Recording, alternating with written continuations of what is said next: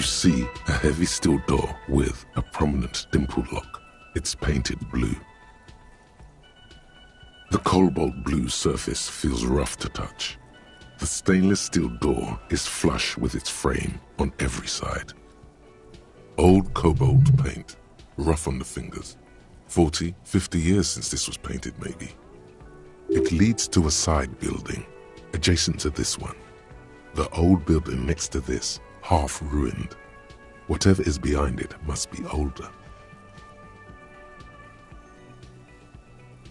The door does not budge. You do? It's a door in the back of the kitchen. Why do you care where it leads?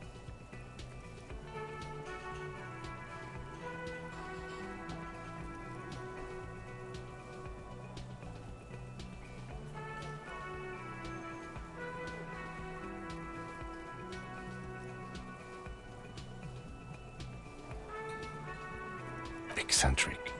But okay, I suppose we could look into it. As a side investigation. It's hardly a side investigation. You already have a name for it.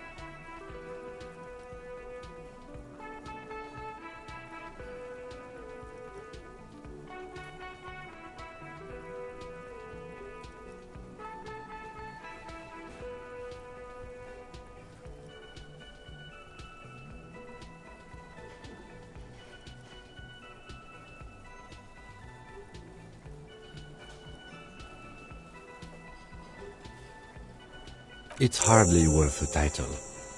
Anyway, Gart is the person to ask about this. The cafeteria manager.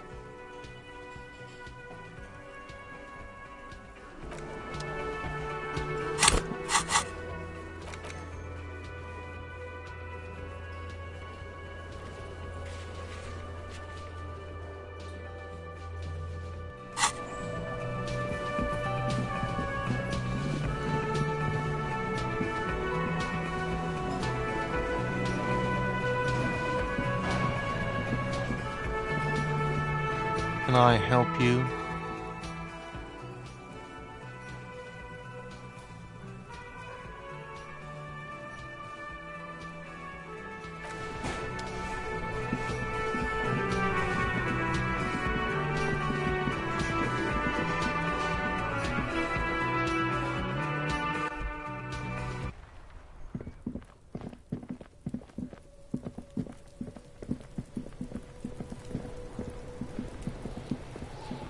Does Kuno care?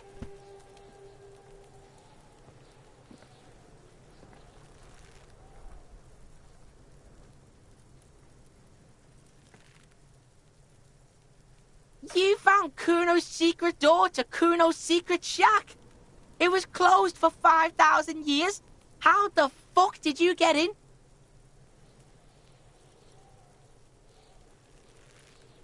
Shit. Get the fuck out of here. You can't do... You can't do that, Kuno. He's trying to fuck at you again. Pigs can't displace. Can't do that teleport shit. How did you like it in there, pig old boy? Kuno's got a lot of cool shit there, right?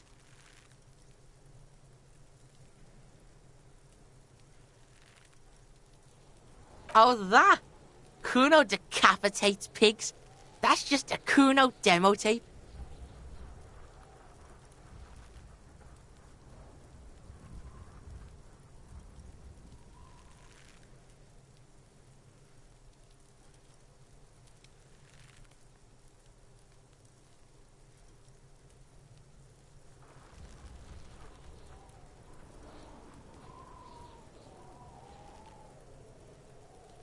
What?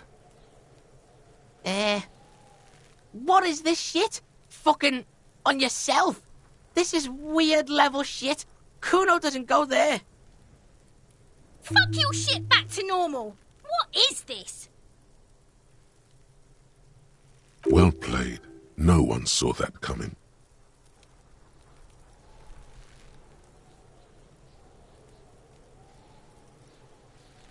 That's where Kuno gets his daily hit of electric. Kuno Shazam. Kuno rides the fucking lightning in there, pig. Bet you'd like to ride the lightning too, wouldn't you? You feel tired and old, but you could have that sparkle in your eyes.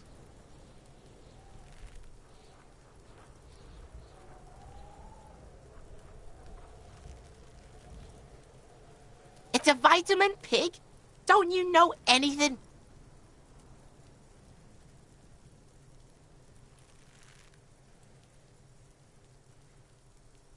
You could use some.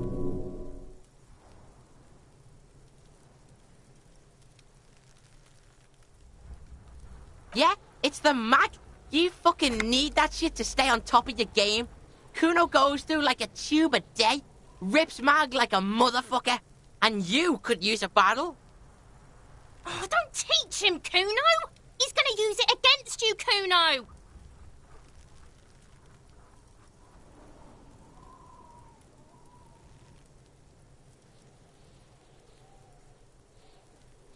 You're not getting this, Pig.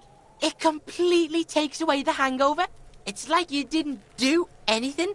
Like you stayed home playing with your choo-choo. Fuck you, Pig! Don't do mag! You're gonna OD and you're gonna fucking die!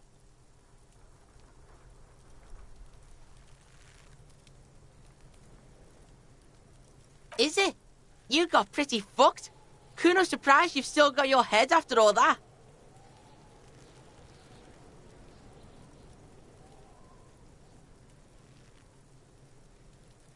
Don't sweat it, drunk pig. Kuno will keep your nasty secret. Kuno's not snitching.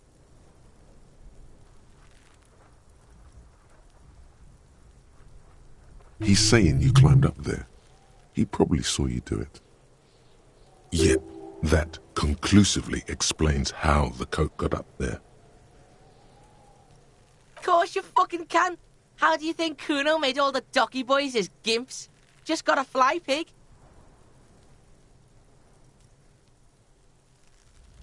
Kuno knows.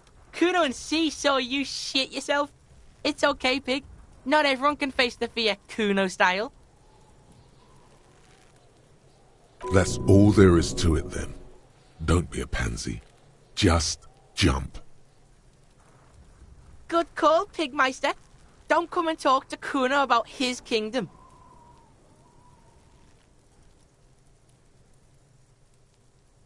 Pig, do you have any idea how fucking stupid that sounds? Kuno's cruising his bitch on the town, and the bitch comes back griefing to the Kuno. What is up with that?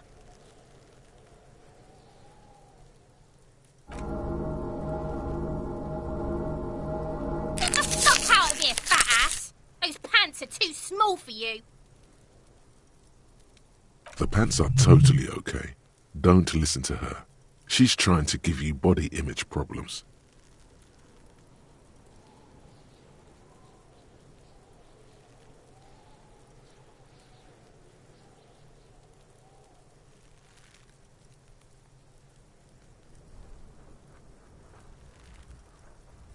The fuck about it? You're Get lost, Yeah? The kingdom of Kuno? The fuck do you... Yeah, Kuno doesn't know shit about that. That shit is beneath Kuno.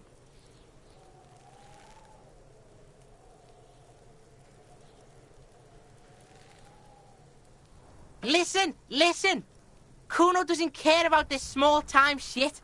Just listen. Kuno saw what you did there, dumpster diving. Kuno could hook you up with some sweet rags. Shit like Kuno's wearing. Your size, good price. 500 real.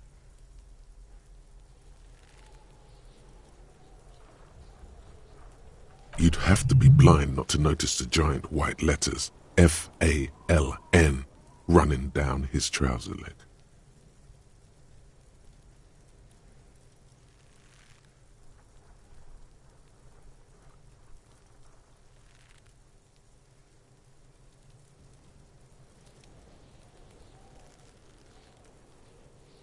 Whatever.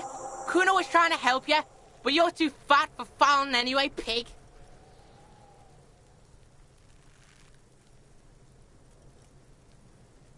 The fuck? A mug in the trash? Is this about the fucking clothes again?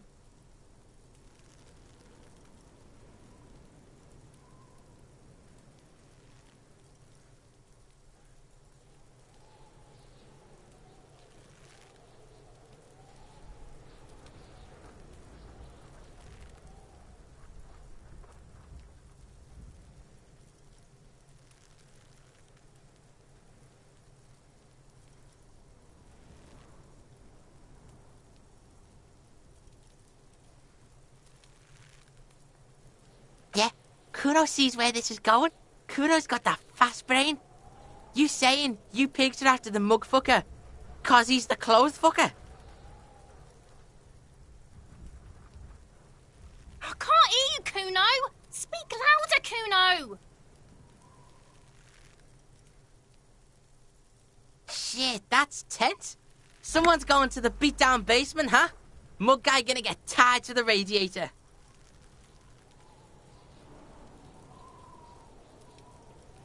Kuno doesn't know who put that shit in there. And if he did, he wouldn't squeal. But if you find out, maybe you can... Tell the Kuno who it was. He's curious. He likes putting 2 and 2 together here. Stop turning into a pig, Kuno. They're trying to get you hooked on the snitching. Get away from my Kuno.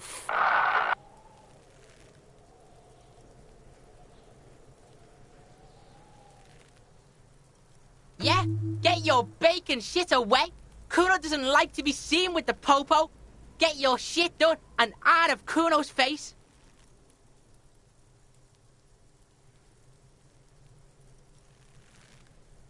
Look at that fucking shit. You're trying to get Kuno killed.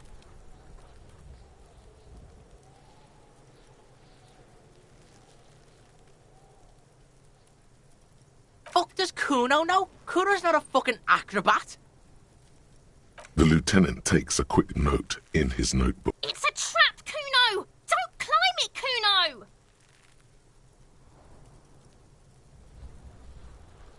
Yeah, whatever. Kuno doesn't give a shit. The fuck about it?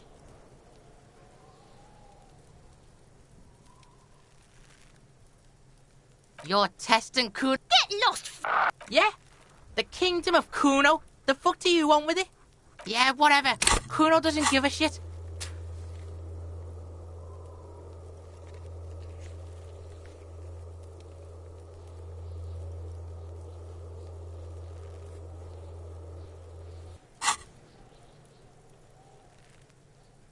The fuck do you want with it? Good call, Pigmeister. Don't, yeah, like a fucking volcano. Yeah. Fucking pathetic.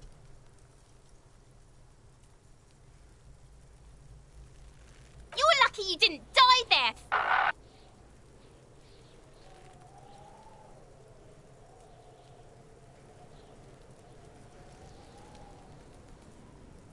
Yeah.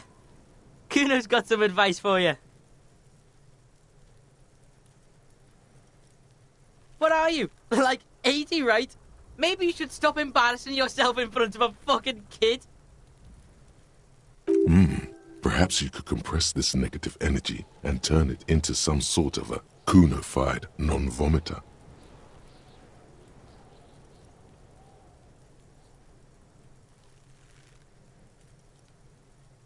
That's right. Turn your weaknesses into conceptual strengths. Try it again now.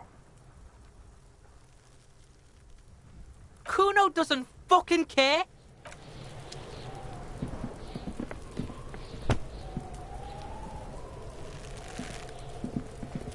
There he still is, looking right through you with his white eyes. The ammonia only makes it worse. The combination forces tears out of your ducts. You manage to keep it in once. The second time, not so much. When the vomiting is done, your cheeks are wet with tears.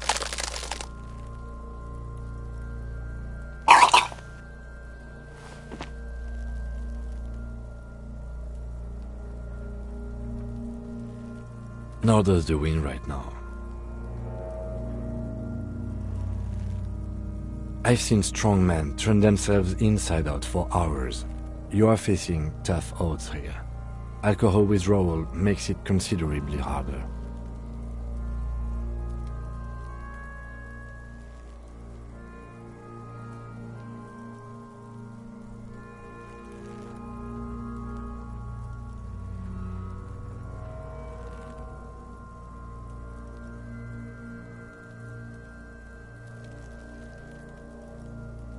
I've seen captains puke their guts out. It never gets easier. You never get used to the smell. Every Monday is cadaver day. Throw up, investigate. Throw up, initial autopsy. Throw up, bag it. Then drive to the station. Maybe throw up on the way there if you didn't bag the thing tight enough.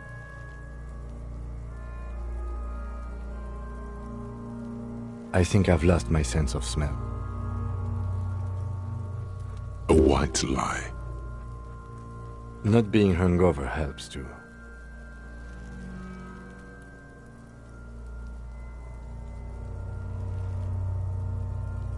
That's probably a good idea.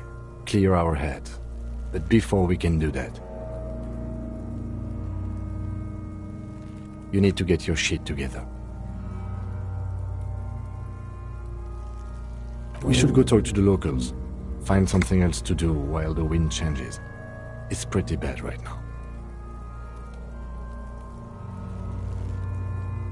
You've gained a thought.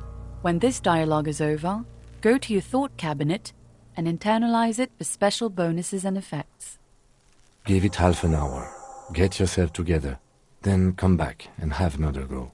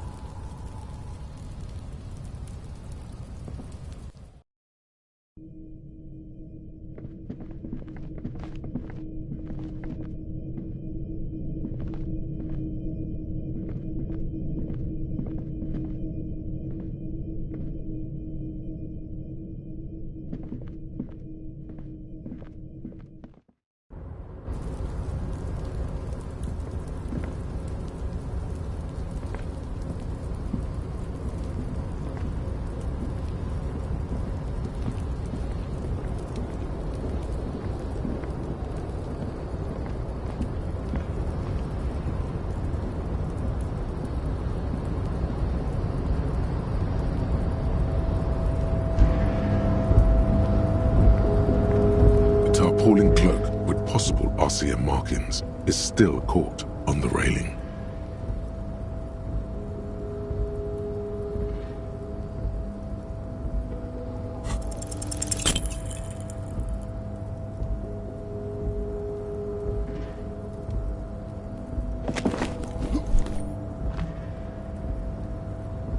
Nope, no. That's still too high. What were you thinking? You're not a gymnast. You're a boxer. And you've climbed way too high up here. Sure. Just be careful, okay? Looks like you almost strained a muscle there.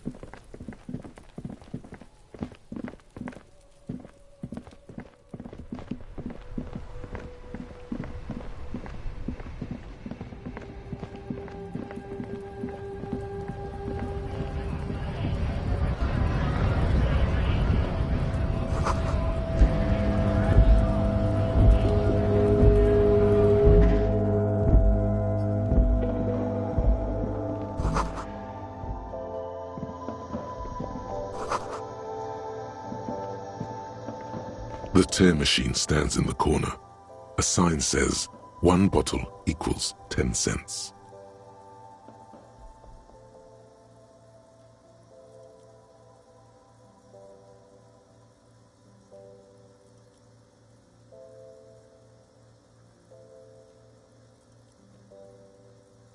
No.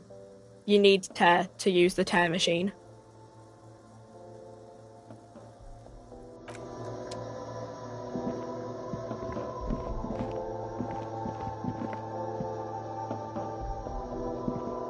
A colourful display of cigarettes and alcohol bottles line the shop wall, inviting you closer. The bottles wink at you in the light. The smokes too glitter in their wrapping. It's like looking into a kind of heaven. Your need there, in that dark green glass, all in vain. The great flowing river of warmth, wine, alcohol, beer, alcohol, love, alcohol.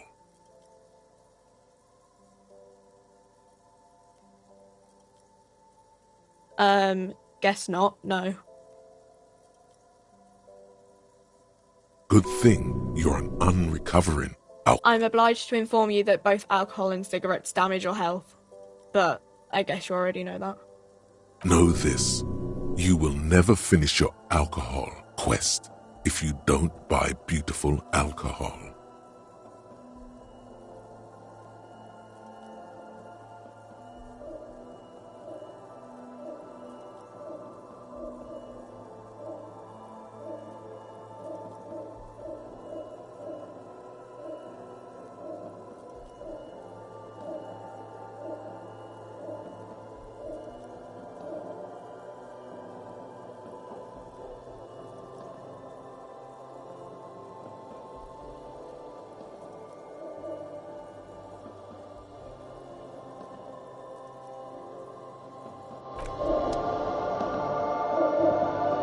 Welcome to Frit. Feel free to look around or something. Everything is out on the shelves.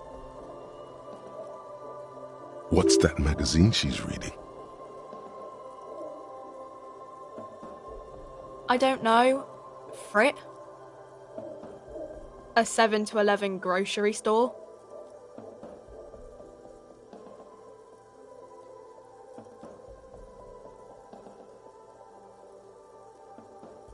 I think they think that the extra tea makes it funkier. It doesn't.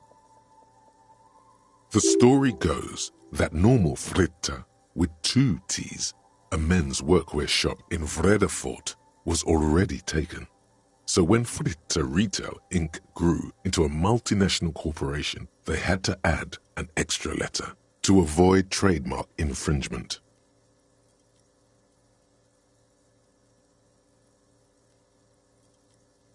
You mean this?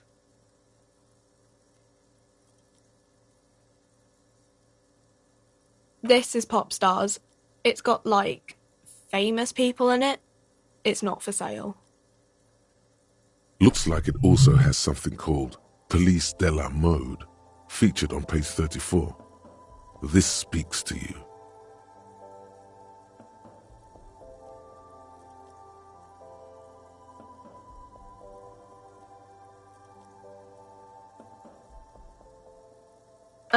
It's where they rate different outfits famous people wear.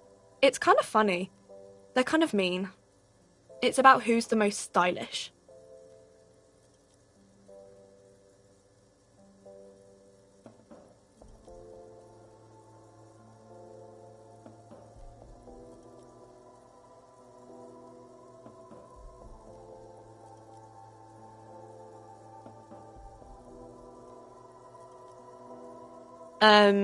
No. I don't like it. I hate it. We are not the fashion police. We're the real police. Okay. I'm not really supposed to be chatting to anyone, but...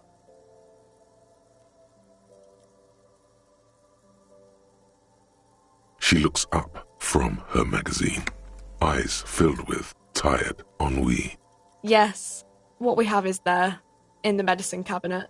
Go take a look yourself.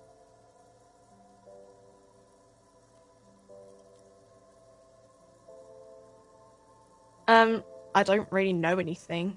I mean, I know it's there, but I haven't seen it, so... Not really. No. I didn't know him at all. I don't know, really long. I don't know. No need to worry. It's just standard procedure for us to ask around. If you hear anything, let us know, okay?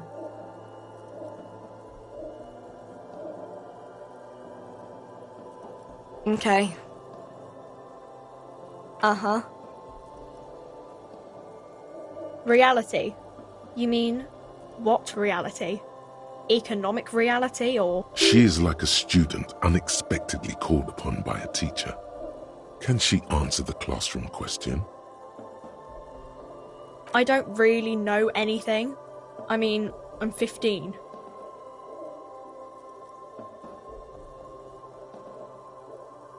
Yeah, that's why I'm working my arse off in Frit. So I guess, like, that's economic. I don't know. What about it? We're in Frit? As mankind, or as a nation? What will her essay prompt be?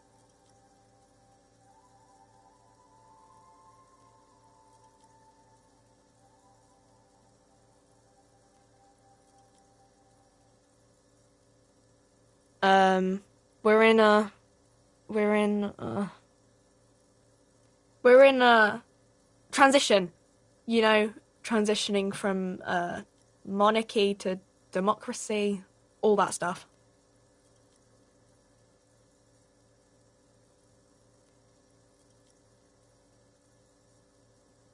Our government? Or do you mean something else? Sorry, I really need to finish this article. When ordinary people take over the government and demand democracy. Yeah, it happened like 50 years ago or so. Sorry, I'm not very good at this. At history, I mean. I don't know. Look at the clock. It's right behind you on the wall. The clock shows the time at 10:09. The hands seem to be still. It's apparent the clock doesn't work. Cool.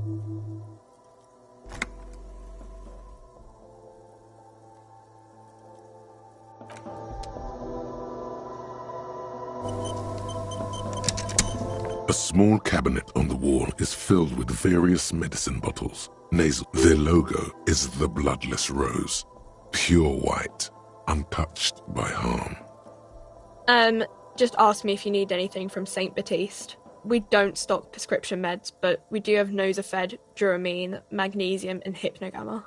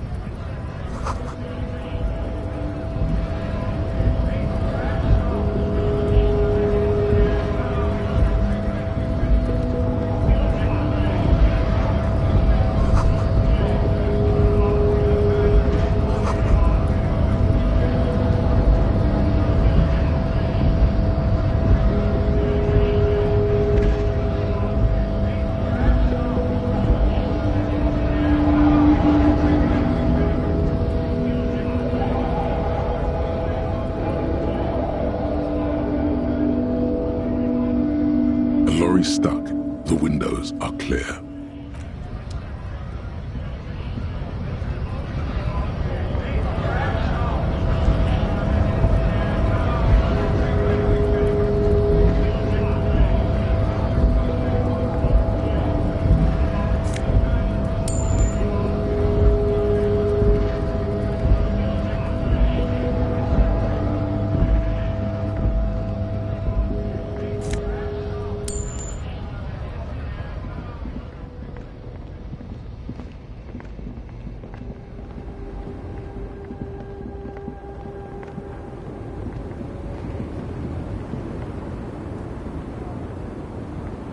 woman still has her eyes fixed on the photograph in her hands, in the...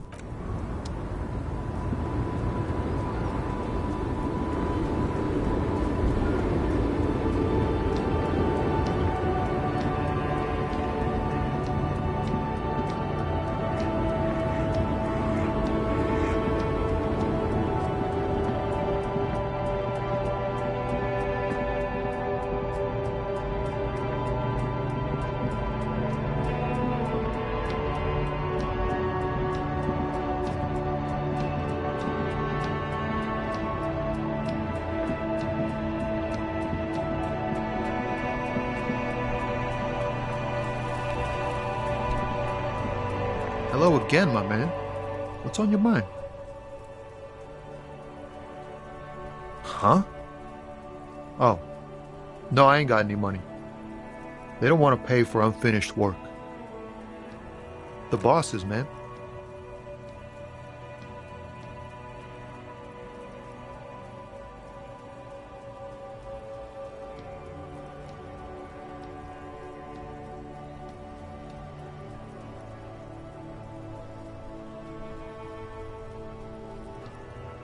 Yeah, it sure ain't good for me.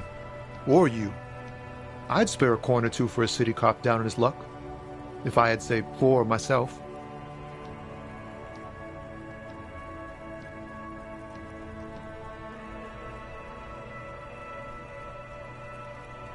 It's like, whatever's going on over at the docks.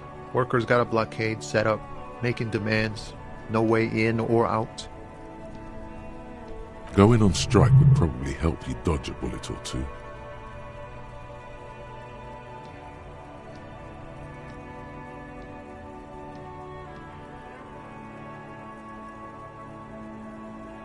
Maybe you should. Cops don't get paid much and the hours are long. Plus, you can get shot. Why not? The RCM is a self-managing organization that operates on donations.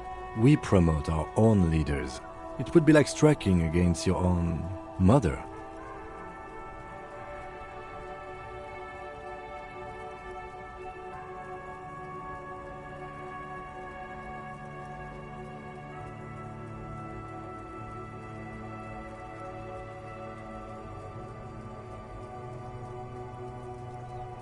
Yes, but do continue. You were asking about the strike?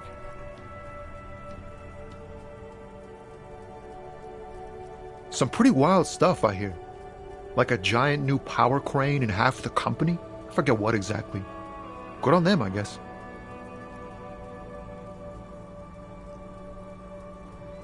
I've heard talk there's a company rep in town, too. Like a strike negotiator type. They'd know what's up. Precise demands and so on. They want to keep that money flowing in, my man. Ka-ching! He doesn't blame them, but he's not on their side. That's for sure. Anything else? Yeah, this ain't really my area of expertise. I just do my job and get paid. I have things to do and places to be. All of us do. Us lorry drivers. Camionneurs. You still hang around here waiting for this mess to end. Most have scurried off somewhere to get drunk or high. Or laid. Not that I blame them, really.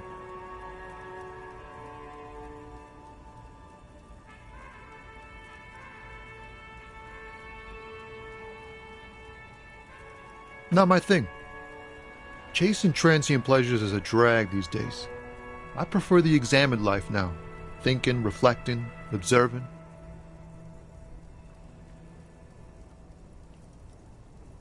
What's better than chasing transient pleasures? The more transient, the better. When one's ended, you can get onto the next one.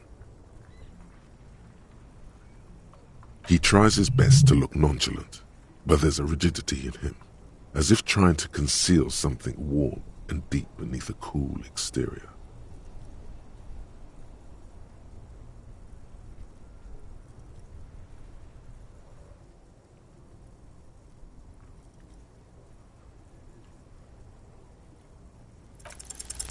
Ease into it.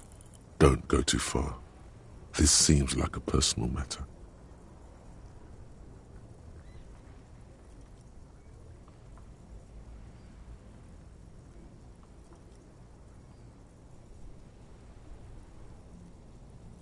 I'm okay, man.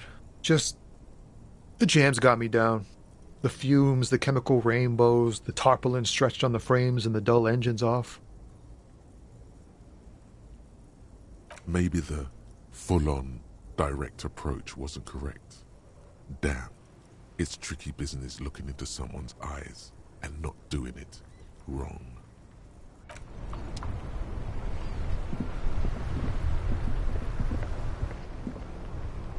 Inside, you see a set of steering levers, a radio microphone, a pull-out toolbox, and...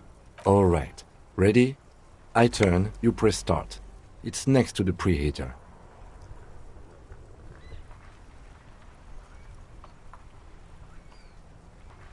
The dashboard lights up with orange glow. The rounds per minute gauge jumps, and the engine of the caprice canary comes to life with a whiny growl.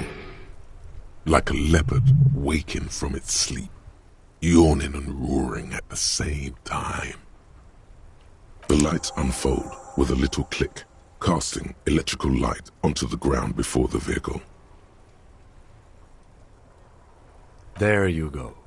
I'll turn them off from the remote once you're done. We just need to stand in front of the machine now.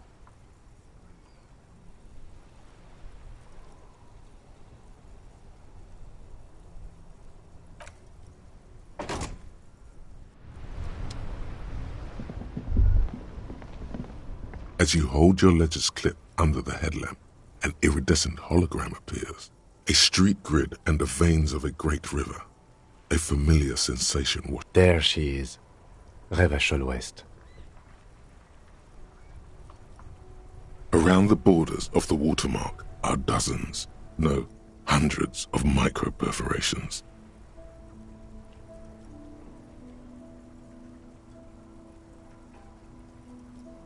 The rectangular watermark is overlaid with the logo of the RCM, and yet the major arteries of Revachol are all recognizable.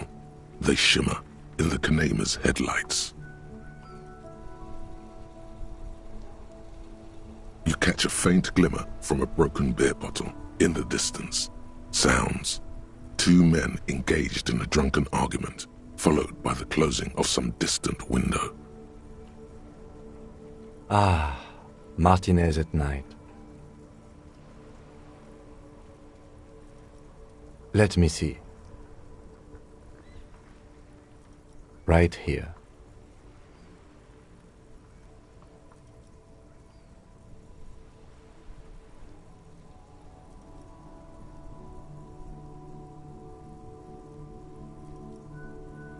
Oh yes, Coal City, Le Royaume, the burnt-out quarter.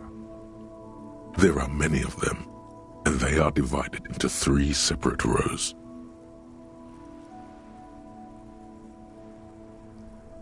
The first row has 18 dots. Not bad for what? You don't even know what it means yet. The next is the longest. It runs all the way around the border, and then some. You count 216 perforations. Considering that nice, large number, a wave of pride washes over you, though you can't say why, precisely.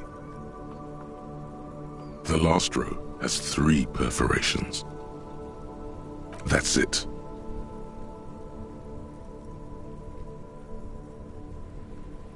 Those are perforations. They represent your record as an officer of the RCM.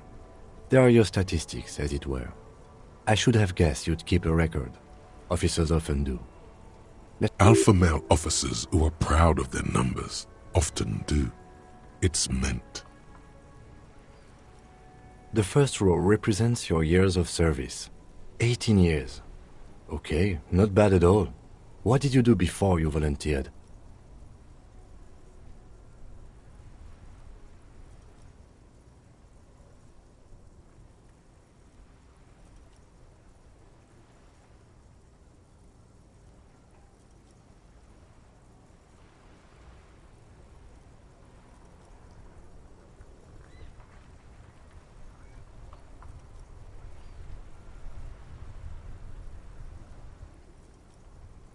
That's what it says. I might have guessed even longer based on your age. What did you do all those blissful years of your youth?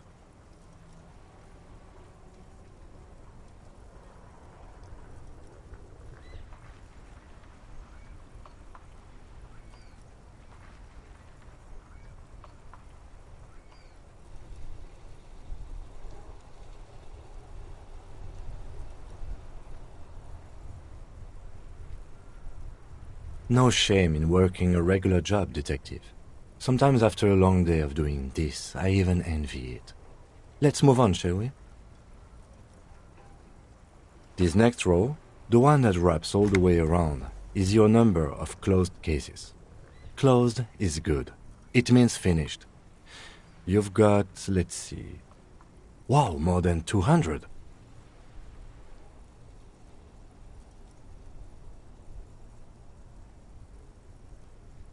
It's quite a lot, even for someone who's been on the force for nearly 2 decades.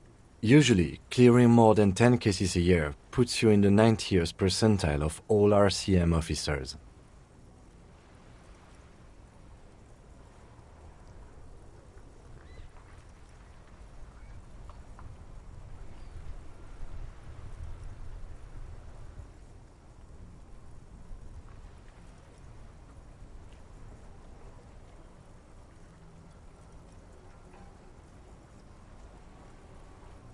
Right. Those are your confirmed kills. You've got precisely 3 perforations there.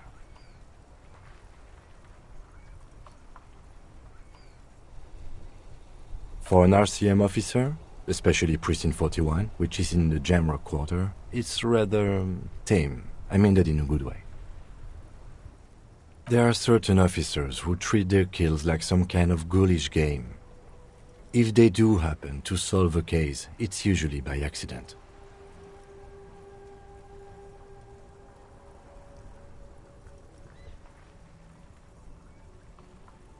But it seems as though you are, or at least were, one of the good ones. So we have that to be thankful for.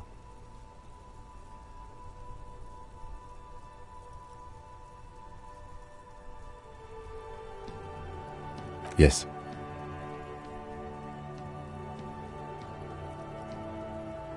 Everyone has their own method of coping, some more effective or self-destructive than others.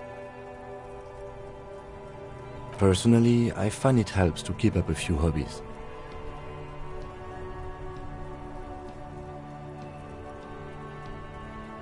Oh, this and that. Let's not get into it now.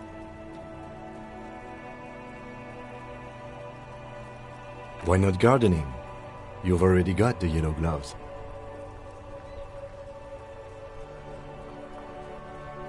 The lieutenant nods. Right. I'll go turn off the lights.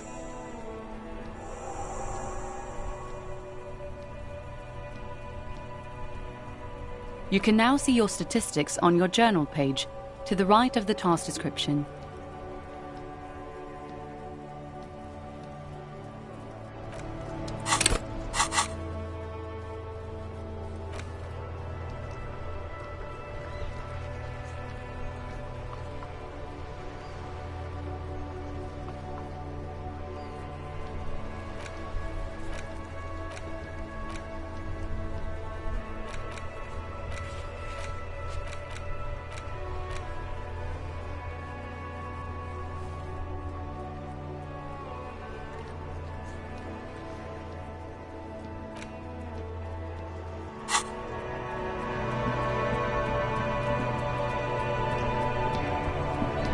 Inside, you see a set of steering levers, a radio microphone, a pull-out toolbox, and a metallic drawer slides out from under the seat and clicks into place. The tools... Take what you need, officer. It's going to be a long case. I'm not protective of my tools, like some men are.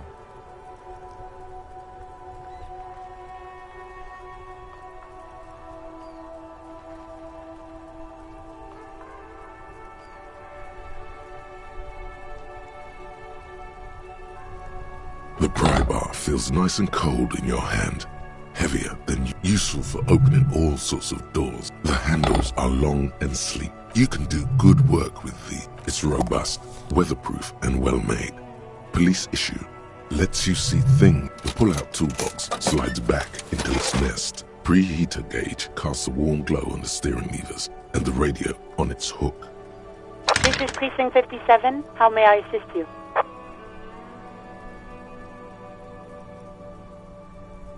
Of course. What is the number, officer?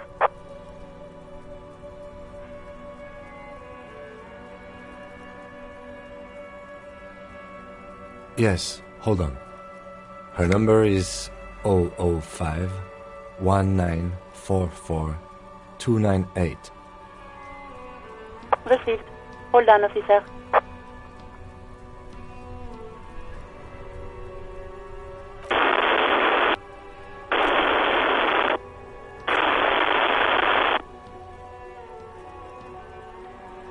Give it a minute. She might be busy at the moment. Takes a bit to get to the phone.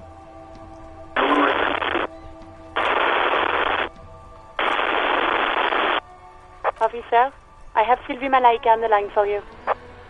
Yes, hello?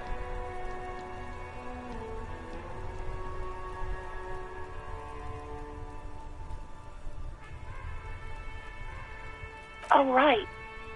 Hello, officer. What can I do for you? There is no resentment in her tone.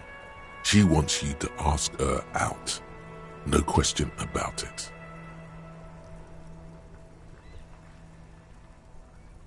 You mean, why did I leave the bar? Honestly, I'm not really comfortable discussing it with you, sir. Why not?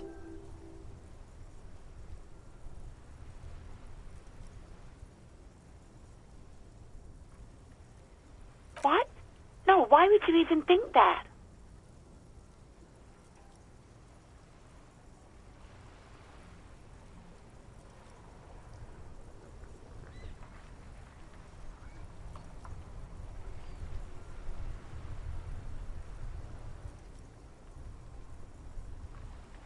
Please, don't bring Gart into this. It's none of your business. God, why can't you just mind your own business? She mutters. I already said I don't want to talk about this. You're messing everything up again. Yes, I know who you are. You're a police officer. The law. This exact conversation has happened before. Establishing authority before this young girl seems to have been important to you in the past. Don't go there again. Oh, no. Real policemen have uniforms too, by the way. Where's yours?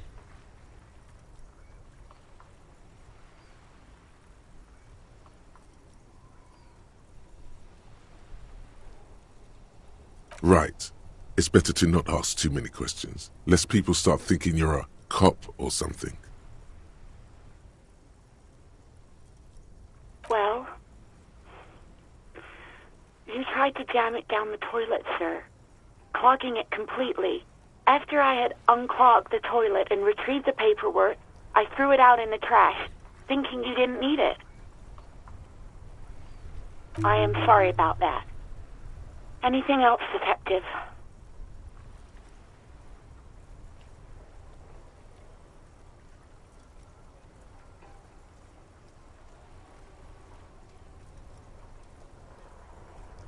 No, not me.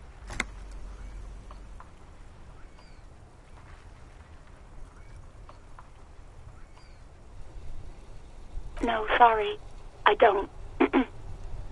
Not a lot of people have phones around here. Copper thieves take the watch. People don't have the money to have the cables put in again. They use the Union's phone, or the one on the coast. So the Union has a phone, and there's one further down the coast. Got it. It was someone else. We'll find them sooner or later, officer. It just might take a while.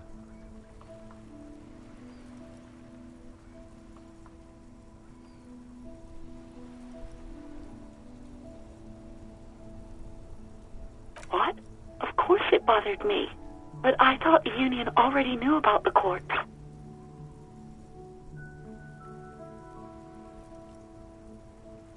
no one calls the police, the union would get angry.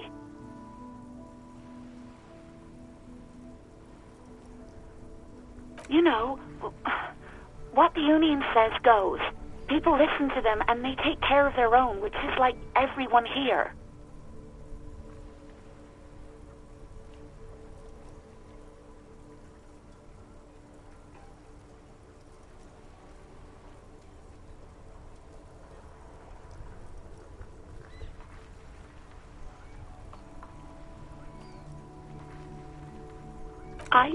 I didn't want to get in trouble with the others. Push her further. Show her the error of her ways.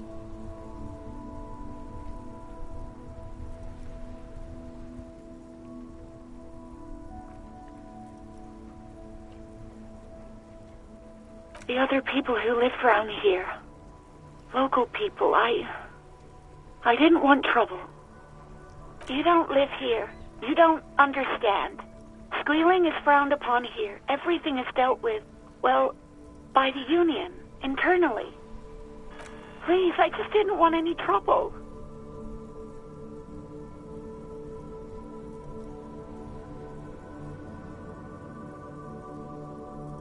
I didn't know I had to report it. I thought someone would take him down eventually.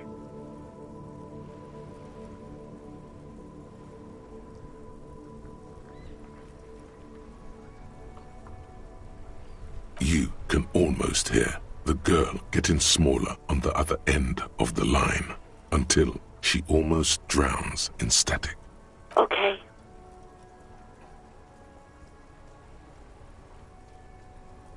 Please, no.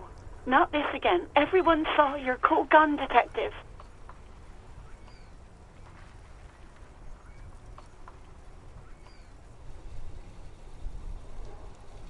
You were trying to impress some people with it. Everyone was eating, and...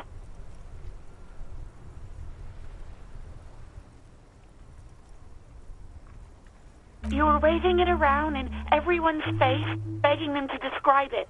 You said it calms you, and then you started making suicide jokes. It got pretty graphic. Oh, those again. I have been trying to wean you off them. You know, when you put your gun, your actual gun, on your temple and pretend to shoot your brains out, off of that, people don't like that. I remember this. You were screaming things like, "My brains are all over the wall, painting them red. I won't be seeing it, 'cause these are my brains. I can't see without my brains." Very nice visuals there.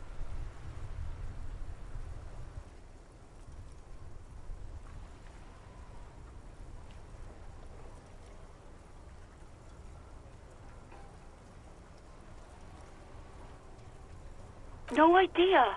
All I know is next you were waving around money instead, saying things like big butts cannot lie and guns can't buy money, but money can always buy guns.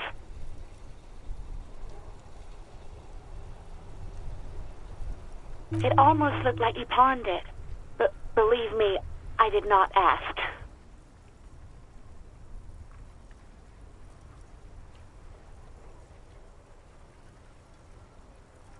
I do hope so. Please, don't call me again. Bye.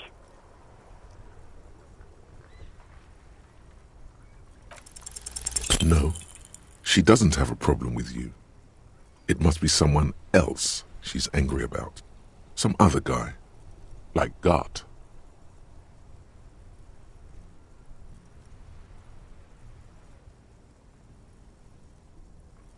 You know women and their constant problems. Yak, yak, nag, nag. How's one supposed to get the love going like that?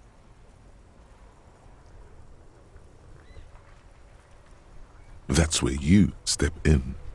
You're Lieutenant Love, matchmaker extraordinaire. Help the poor girl out, lest she turns into a spinster.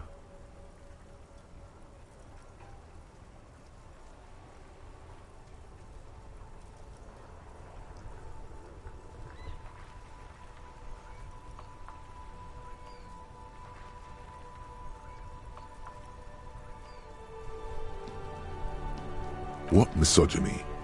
I'm just telling things the way they are. Can't a man be honest in his own head anymore? You have to act, Lieutenant Love. You have to calm that hysteric down. Tell it you've got everything under control. Then go and have a little boy's talk with God himself. Think you can do that, Lieutenant Love?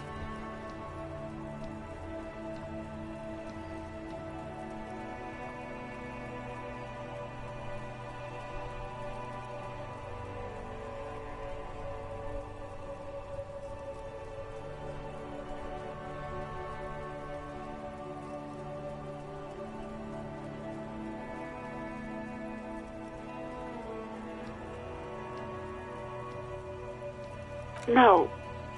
What?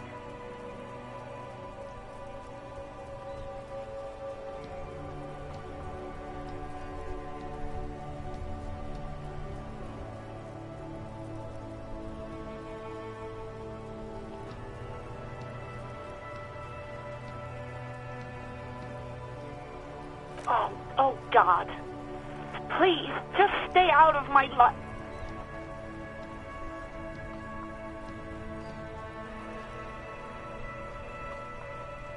What? What is it? Call was dominated by the other party. Anything else, officer? It's on. The love quest is on. Too late, everyone. It's on. Take it to God now.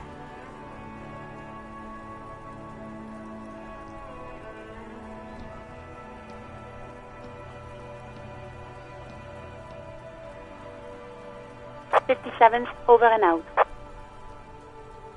In the cabin, you see a set of steering levers, a radio on a hook. The white suede feels luxurious under the touch, and the metal clutch handle so very familiar in your palm.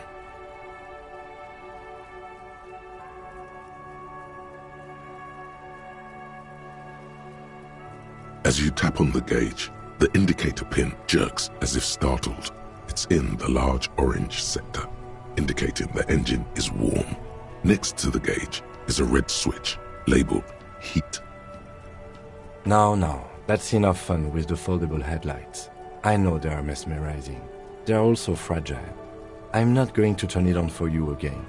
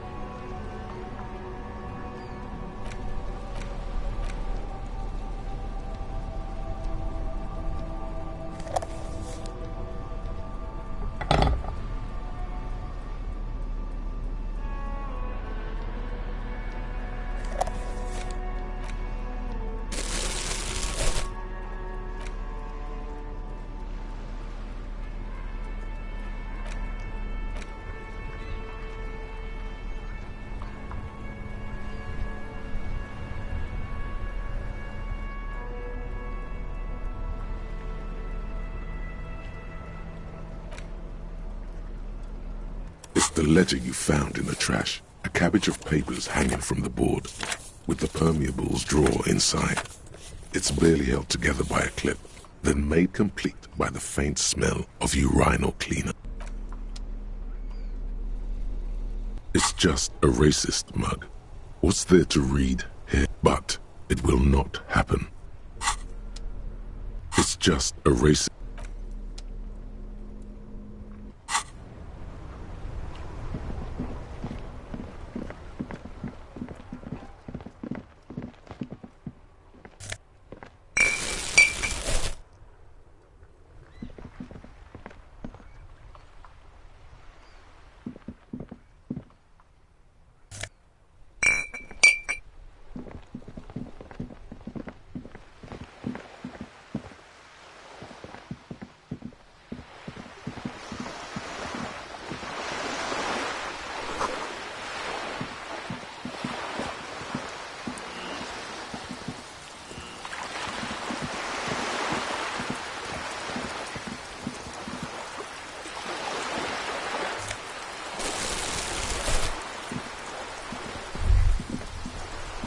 The sight of bullet holes stirs something in you, making you forget the lieutenant's surname. The faded marks are too degraded to draw any forensic conclusions. Just chips in the sandstone. They look pretty ancient. Where?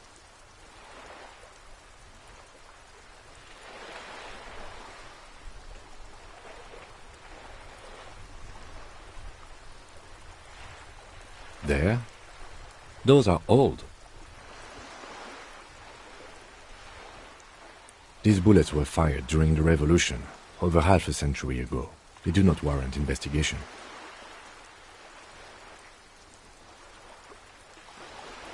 Not much. I don't have a fresh perspective on it. Shall we go?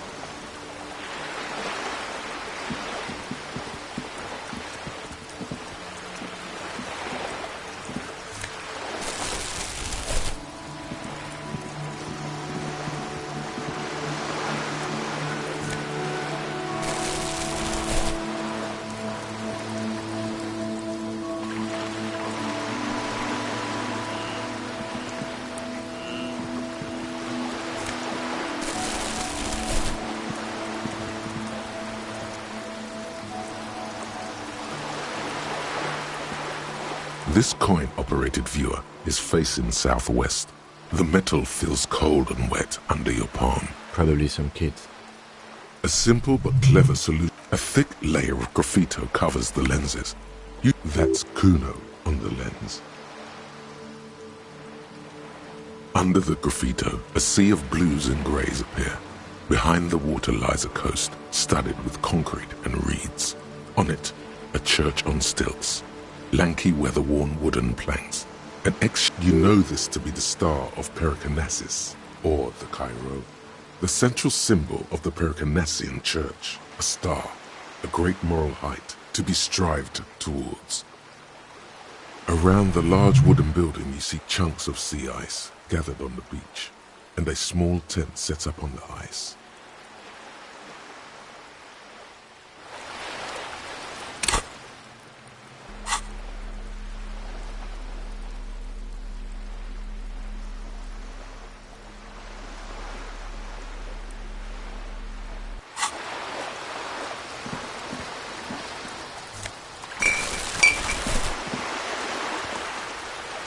This coin-operated viewer is facing south.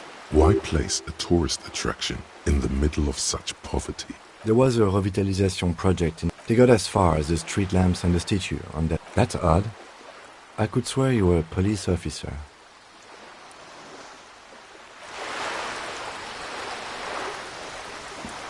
We should think about calling it a day, maybe.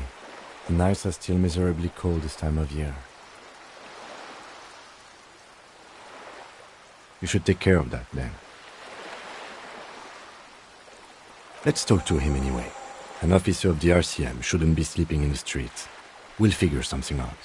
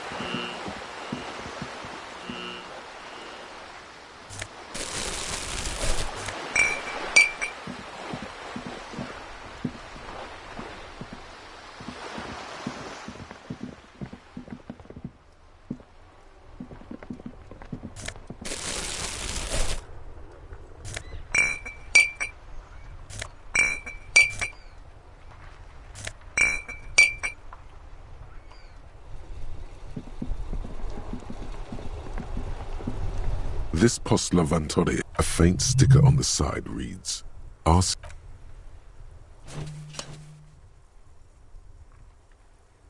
The box seems happy. Eat shit, pig. Fucked by the coon. And the mail collection box seems cathartic. Thankful even. So do you. You shudder. Then you swallow.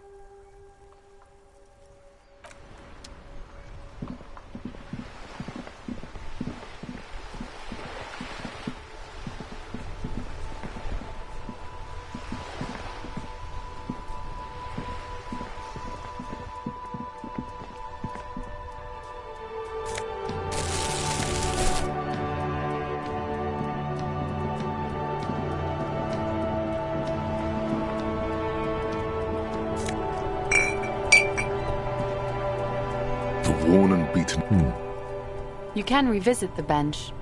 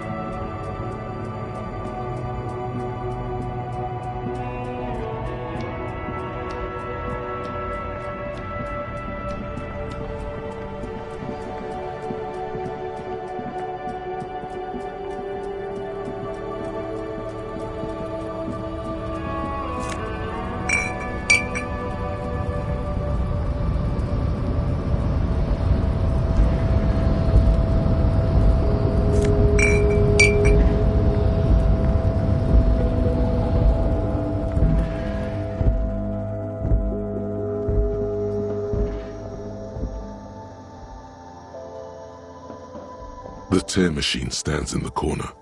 A sign says, your bottles clunk into the machine and the money appears with a satisfying jingle. Do you know what you should do with that money, kiddo? You should buy more alcohol.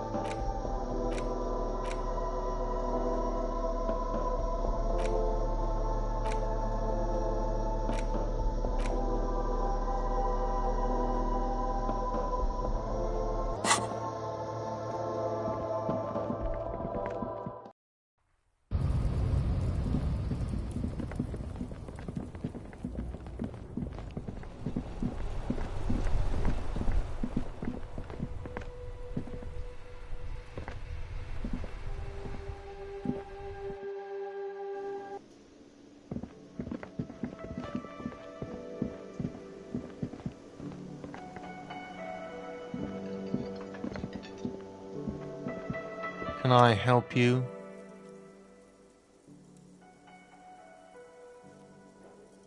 God. Oh, but he should be. Lay it on him.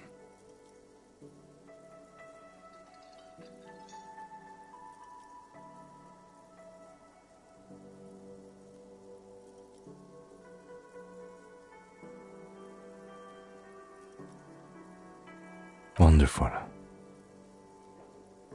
It is. It's wonderful. What? What does that mean? Cock carousel?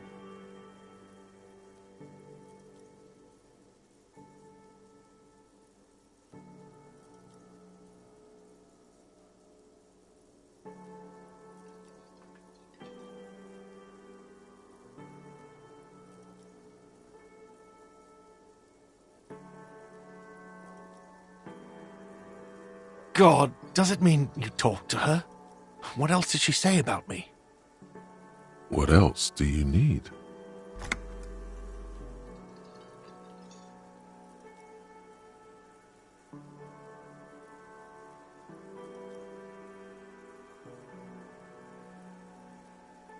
The man leans his hands on the counter and sighs. His head drops between the shoulders, heavy and defeated. She broke the bird, you know. The great skewer. I found it on the ground with the broken wing. On the morning she left. I should have known. It was her way of telling me to piss off. I should stuff it up my arse. Can also be that. I think Sylvie even. Yes, the bird is connected to this. It's a symbol of hope, and she broke it.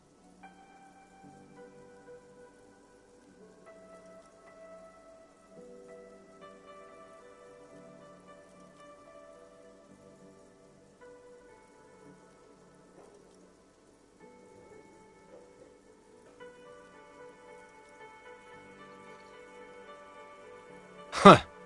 Cock carousel. I think I understand now. That's what they ride until, like, 39. They ride the cock carousel until the clock runs out. Here, have the rest.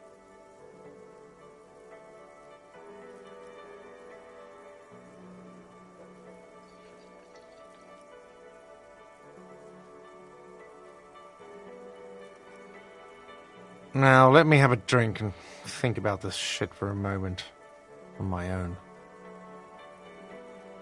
And there we have it. Isn't that beautiful? Another situation fixed.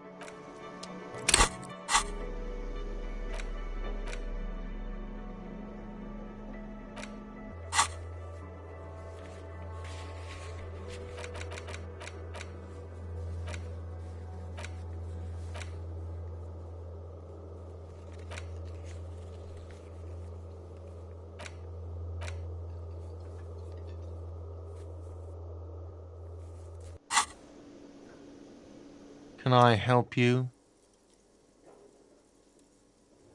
Yes, have you got it?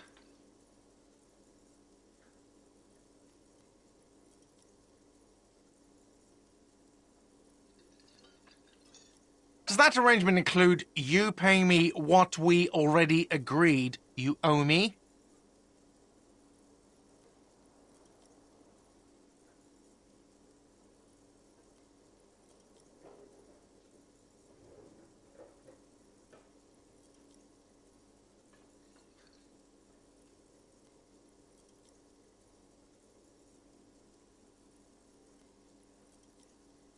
I understand your predicament as the manager. However, I feel I must remind you that we are here to conduct an important investigation that also affects your business.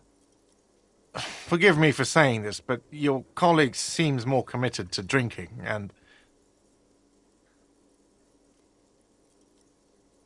I mean no offense. It's really nothing personal. I just have to protect the interests of this establishment.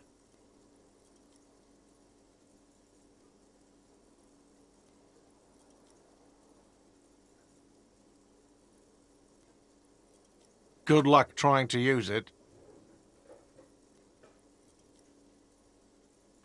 Draconian measures.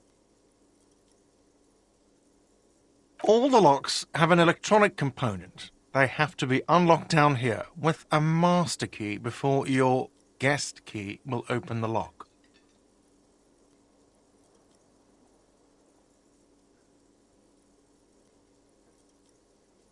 Not until you bring me the money. Okay, I might have something in my motor carriage we can use when you're done here.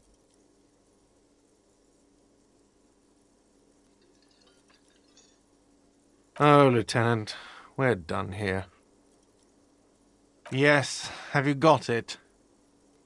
A lot. For the room, drinks, and broken window, 100 like what? I was rarely...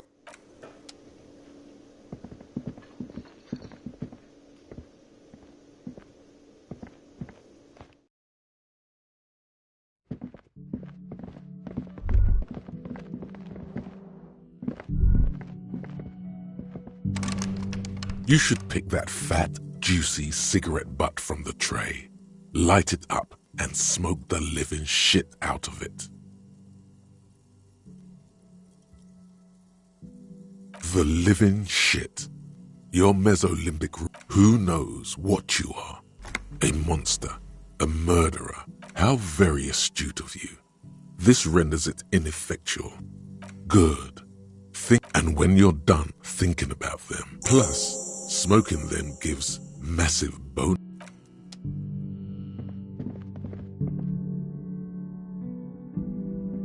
The door is closed. There is no answer. You hear the shout. Still no answer. Still nothing. The lieutenant gives you a quick glance. This door can only be opened with...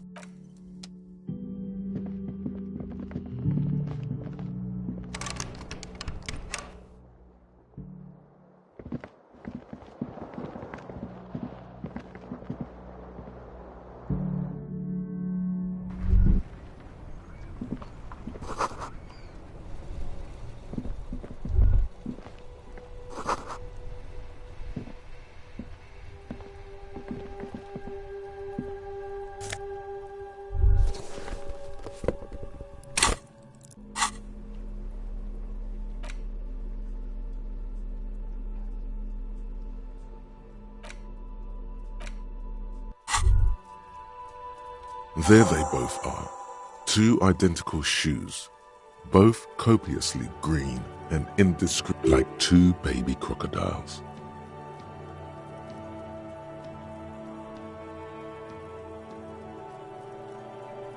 It's pretty clear a normal cop is not what you are.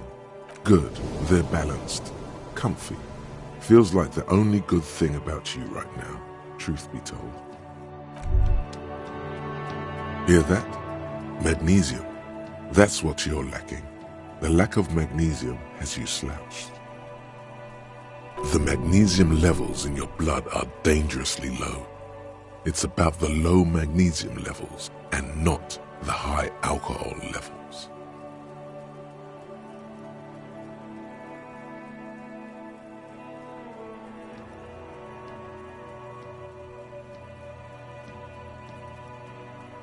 Yes, and it's critical. Look at yourself. You're practically devolving into a fish due to the lack of magnesium in your bloodstream.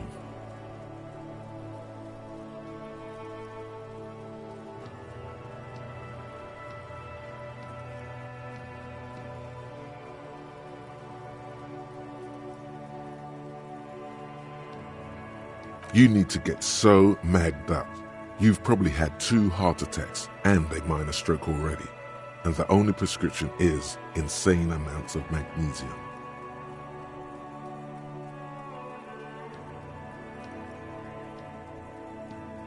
Yes, if you want to live, you need to evolve. You need to transcend the carbon barrier. Go to the apothecary and buy insane amounts of magnesium. It will reverse the damage to your circulatory system. Just remember, it's not the alcohol. Buy more of that too. Alcohol is not the problem. And it's certainly not the dextroamphetamine. Nor smoking for 40 years. It's the lack of magnesium and excess of coffee. You should stop drinking coffee. It wreaks havoc on your gastrointestinal system.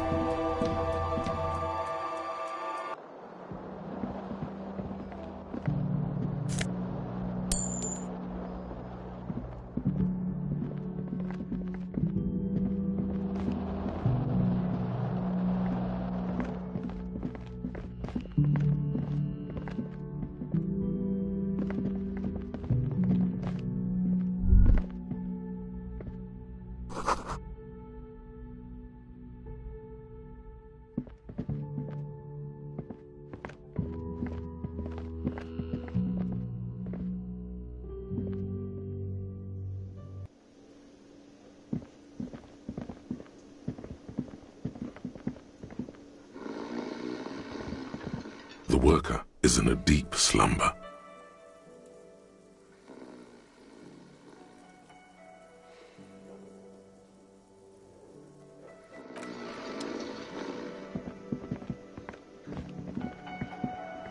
Hello again, sweetie. Oh, sweetie, I heard your conversation with the manager about your... You must be joking. Although our... It's not easy to assert your right... Interesting idea. This Everard sounds powerful. Your deportment remains dignified as you shed a single manly tear. Sweetie, I only have a few cents on me, but I could give you this to pawn. Just to tide you over. Wonderful. He has a pin. The pin is round and slightly tarnished. 3 sailboats in bas-relief with the sun hovering over the water behind them. A chipped green banner at the bottom reads, Sam Baptiste, Summer 31. Dinghy, you could totally sell this pin for cash.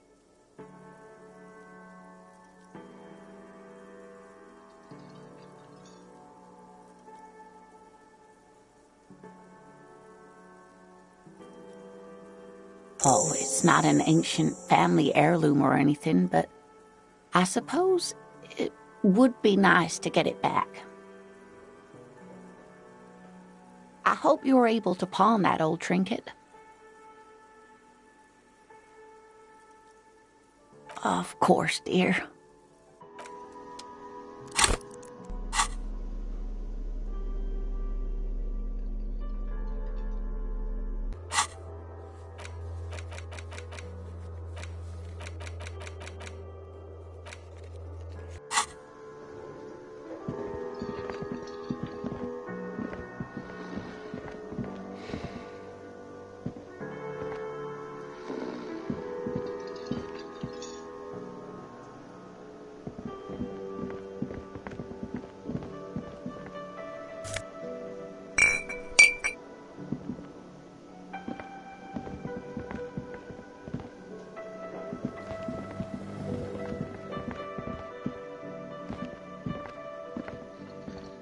You see a heavy steel door with a prominent dimpled lock.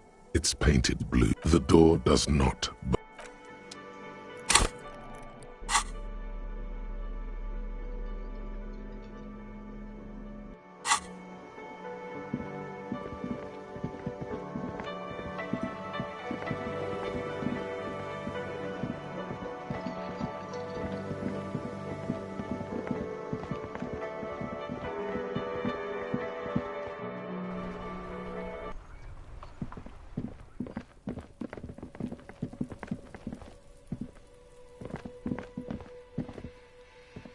An old call box with a matrix of push buttons lists all the companies in the East Delta Commerce Center.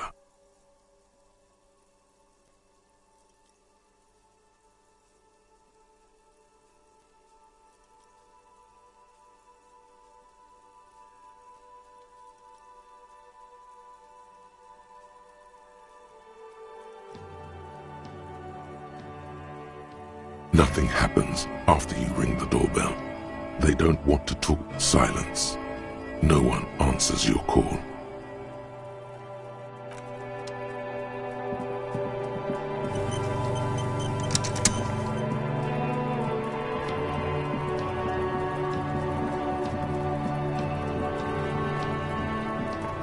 The trash containers stand. The smell of rotten food rises to greet you.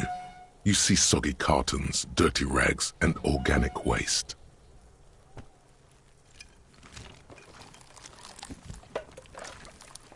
The container sounds a muffled gong.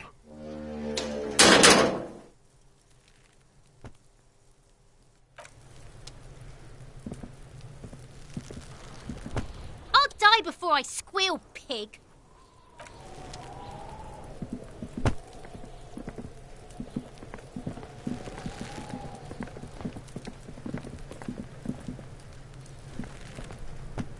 Fuck does Kuno care?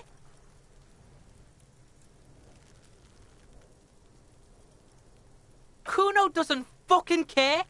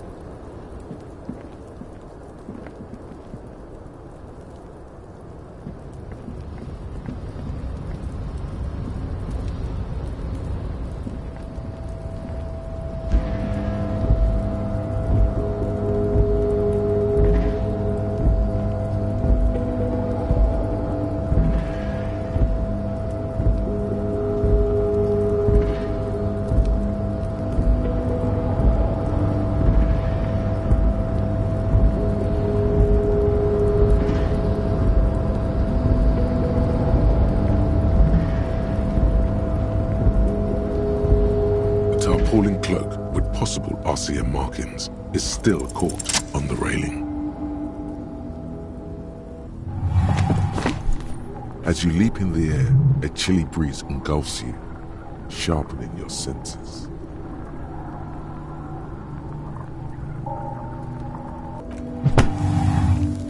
As the concrete floor welcomes you, you realize it's been a while since you felt so alive, alert, capable. I knew you could do it. My climbing down might not have been as disco as your jump, but at least we can explore the harbor now. With your feet firmly planted on the concrete, the noise of the harbor rushes back in.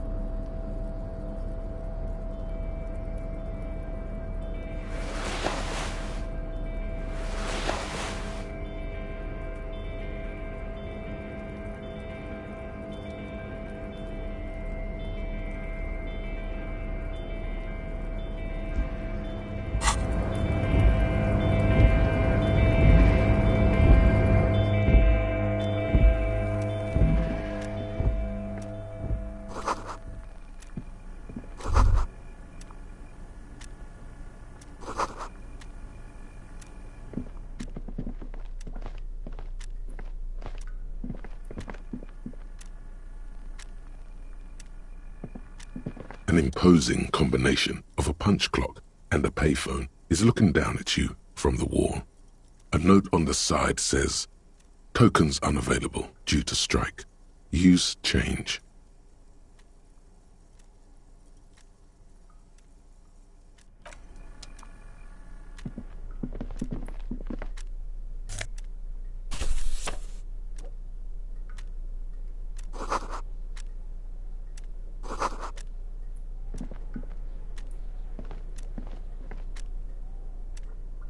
On second glance, someone has forgotten to properly close one of the drawers. It's unfortunate for the Union to just leave their paperwork lying around like this.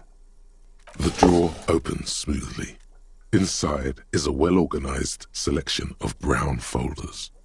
Hundreds of documents containing logistical data. Two kinds of transactions stand out. Materials coming into Revachol from the outside world, from Muindi, Grad, and even Ilmara, and the same materials being handed over to companies inside Revachol. Kuron, Coal City, La Delta, and Jamrock are listed among the many districts where the imports are being sold. It's hard to make sense of this thicket of company names, dates, quantities, and percentages. You try to focus, but the lines are getting blurry. Look how blurry all the lines on these papers are. How unwieldy your own willpower is to yourself. You're like an absurdist Samaran monk, focusing through not focusing. Hermeneutics was almost within your grasp, but now only vague letters float before your eyes. Less meaningful, but aesthetically more pleasing.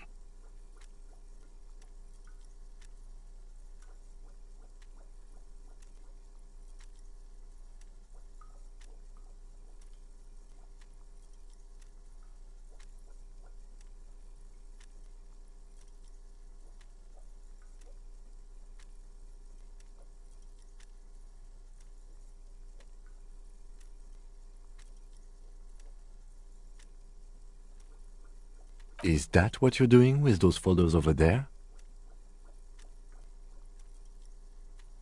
Right. This is probably not relevant to our case. After all, we're not investigating an accounting mystery. The drawer slides shut smoothly.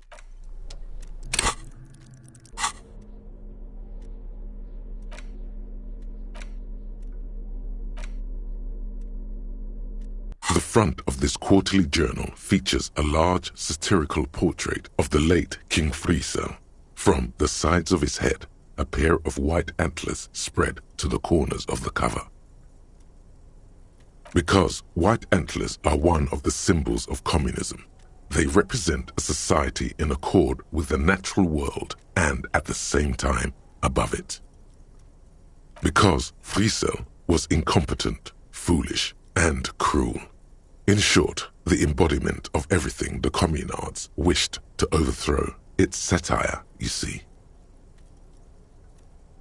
To your disappointment, there aren't any full-color pictures to direct your attention.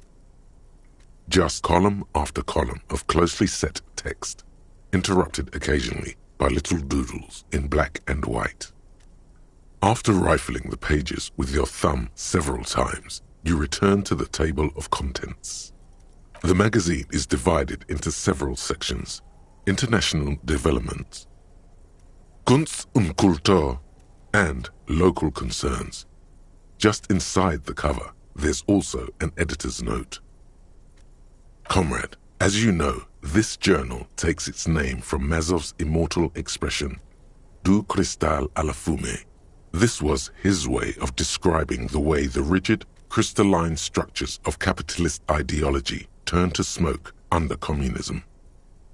But, like the structures of capitalist ideology, we too are at risk of going à la fumée, unlike many publications which are content to spoon-feed their readers reassuring drivel. La Fumée is committed to telling the radical truth, even when that truth may drive away potential subscribers. Only 4 issues in, and it sounds like they've already alienated their readership. So please, If you value our radical Mazovian perspective on contemporary politics, culture, and international affairs, please consider subscribing today. Yours in struggle, the editors.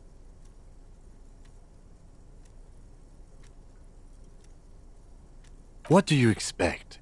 It was laying around the office of the Debarders Union. They're probably bankrolling the thing. You flip back to the front of the magazine. The table of contents unfolds before you. This section includes a long, tedious critique of the latest round of free trade negotiations between the EPIS nations and the Free State of Semenine. You also skip over an article about heavy fuel oil smuggling along the Messina border, something about bear wrestling in Samara, book riots in Yugograd. Whoa, whoa, whoa. Bear wrestling. Flip back to that.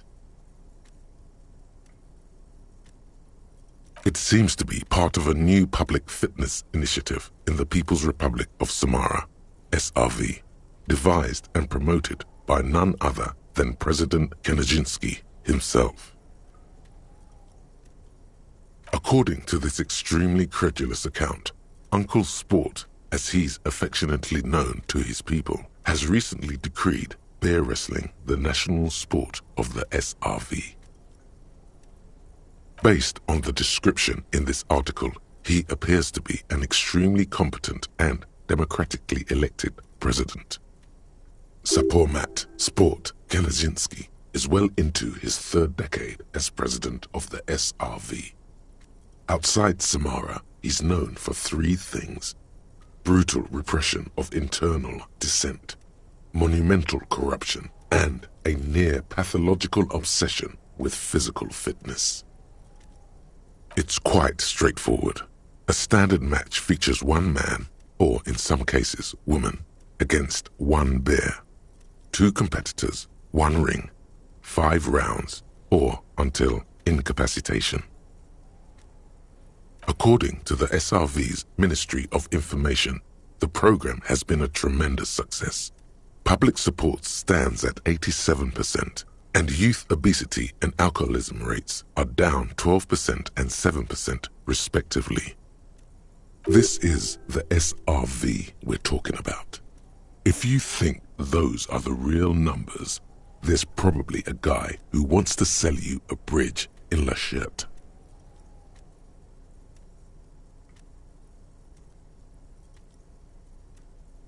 That's very much the idea.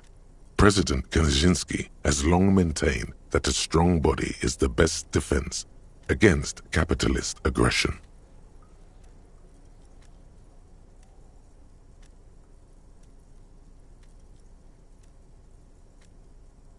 The Samaran People's Republic? No, I should expect not. Why do you ask?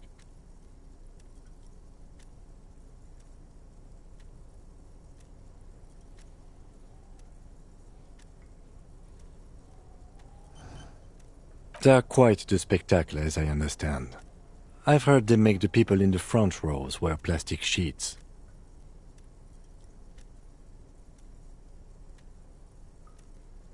On account of the blood, you see. You flip back to the front of the magazine. The table of contents unfolds before you. It takes a moment, but gradually it dawns on you that Kunst und Kultur must mean arts and culture. Why they decided to title this one section in Volda is beyond you. As you leaf through this section, you come across several reviews of recent radio plays, as well as a brief artist spotlight featuring a local artist identified only as CS. The main feature, though, is a long essay titled Tip Top Tournée, a critical Mazovian perspective. The Tip Top Tournée is an inter-Isolari racing series, mostly known for its high speeds, ludicrous sponsorship deals, and high death toll. In Revachol, it's held quadrennially on the prestigious Zero Carousel racing circuit. This so-called artist spotlight is really just a brief Q&A, made all the briefer by the subject's evident hostility to her interviewer.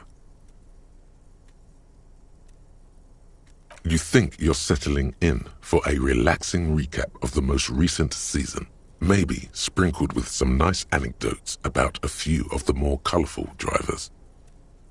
Instead, you find yourself skimming a 10,000-word feature about all the politically problematic aspects of Tip Top Tourney.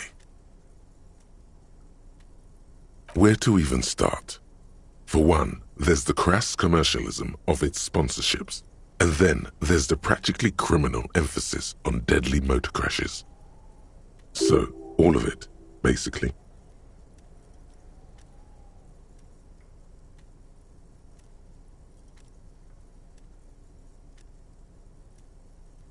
Oddly enough, this article has 2 bylines: Nasteb Enkalada Bernal and Exilus Buka. There's no way those are real names. Have you ever met anyone named Exilus? Come on, they're plainly pseudonyms.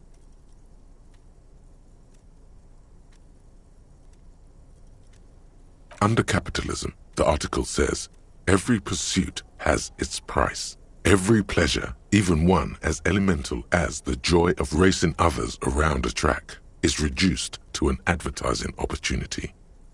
Thus, the so-called tourney becomes a competition between increasingly meaningless brand signifiers, your discount laundry detergent racing against a pack of Astra cigarettes, or even a fritter.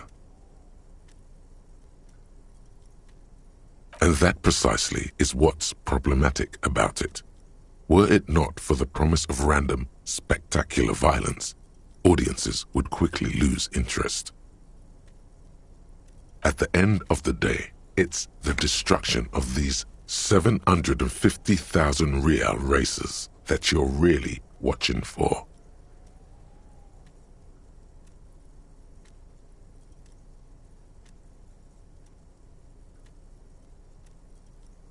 You see, one cannot avoid the conclusion that Tip Top Tourney is simply the apotheosis of spectacular entertainment under capitalism.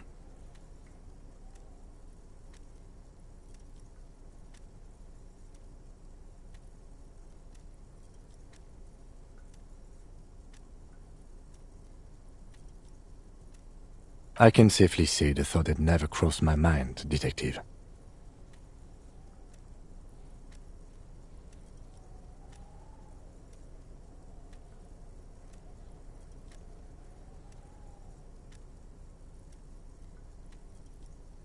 I'm sure most things are, if the young men who wrote this article are to be believed. If I had to wager, I'd say they've never even seen the inside of a motor, much less a motor race. I'd take whatever they write with a large grain of salt. You flip back to the front of the magazine. The table of contents unfolds before you. Unsurprisingly, much of this section is taken up with articles declaring unqualified support for the dockworkers' strike. You skim the headlines. Paint the harbour red and white. Martinez tames the wild pines. A city in revolt. First we take Martinez, then we take La Delta. Finally, there's a brief article by the writer, G. Martin, accusing the owner of the Capeside apartments of illegally attempting to evict certain communist tenants simply for not having paid their rent.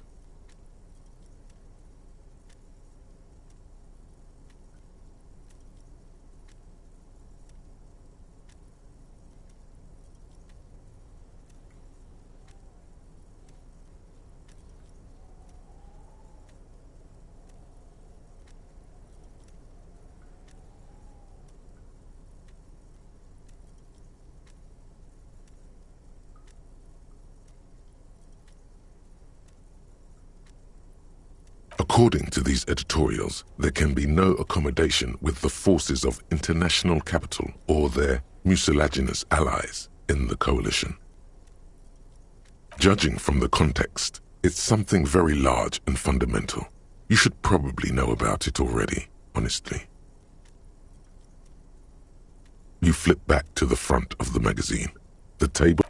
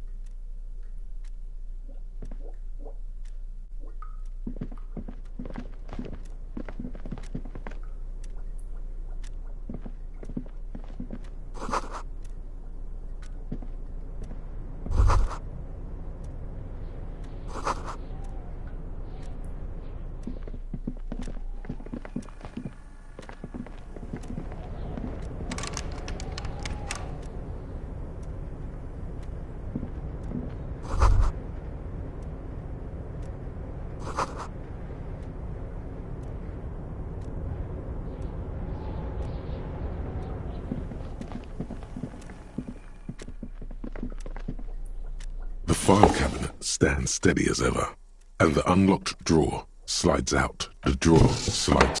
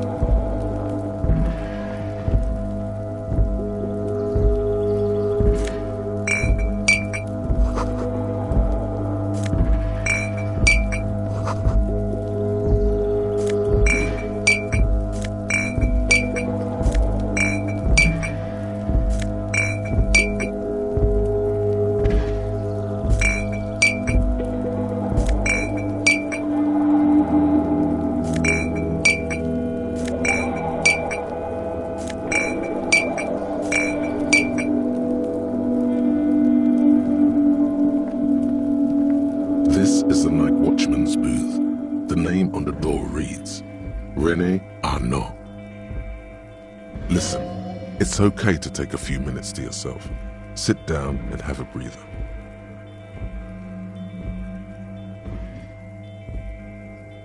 If you must. But please hurry. We are pretty easy to spot up here.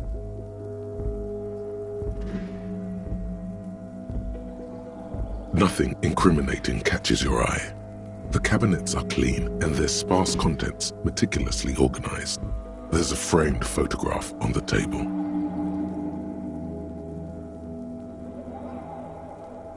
It's a black and white photo of a young couple out in a street fair. The man, René, is dressed in a Royal Carabiniers uniform. Why did you take that picture of René?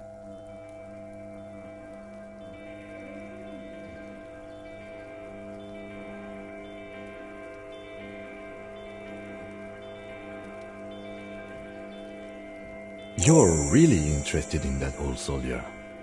Not sure I understand your fascination, but sure, as long as it doesn't take up a whole lot of time. The chair is not as austere as the rest of the booth. A thin grey pillow is attached to the seat. secured to the stiles by black ribbons.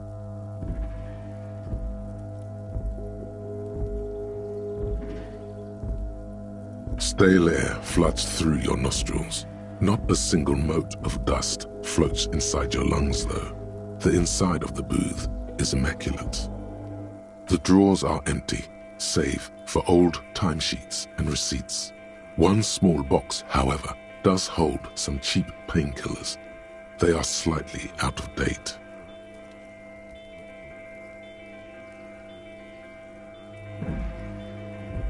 Oh boy, where to start?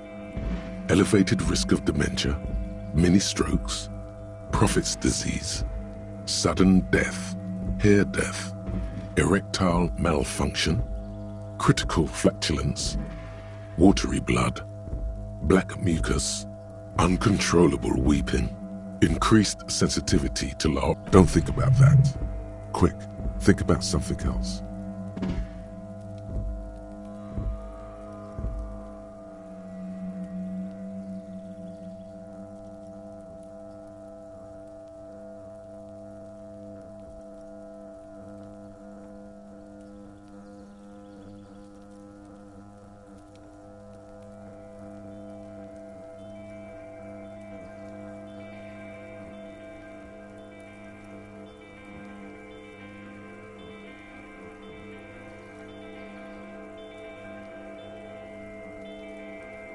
Maybe this was a bad idea.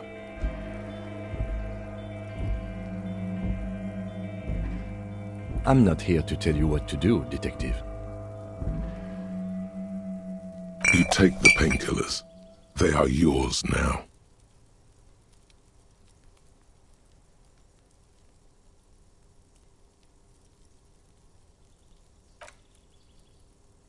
You stand and exit the booth.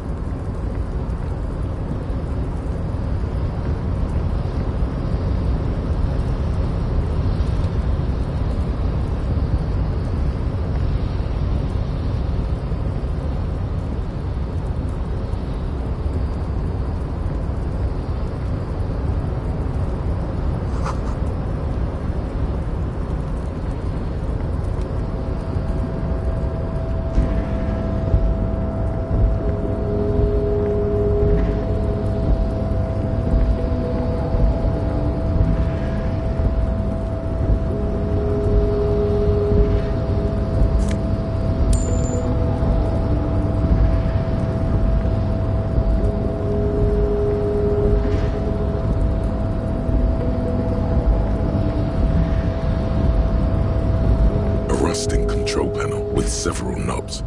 2 buttons marked Marsh and Arrête are faded with use. It seems to control the large crane above. Marsh. On. Arrête. Off. With a loud grind, the crane shifts overhead, moving a massive metal container through the air.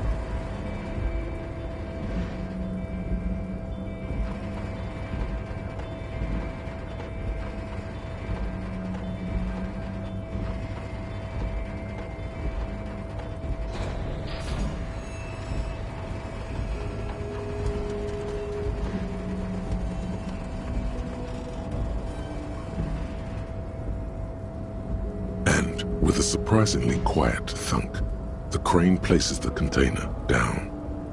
The harbor sleeps as the strike rages in the distance. The crane can rest again, now that its purpose has been fulfilled. Moving this container, of course. For this purpose it was built. For this purpose it has acted, and now it will rest. I can't see how that was worth the ruckus, except for seeing the crane in action, which I admit was satisfying.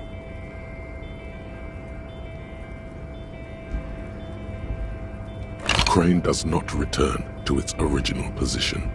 It does not move at all.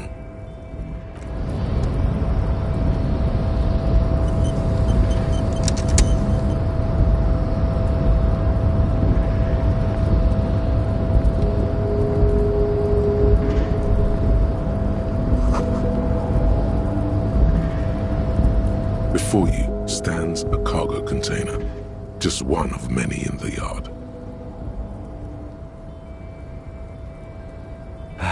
Is this like your thing with that wall again? You do? Because I don't. There are a million containers here. Why are you fixating on this one?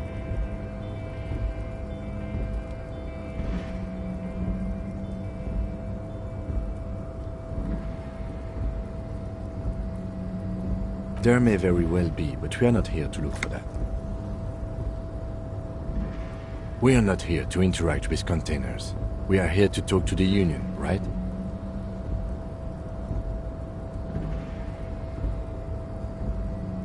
No reply.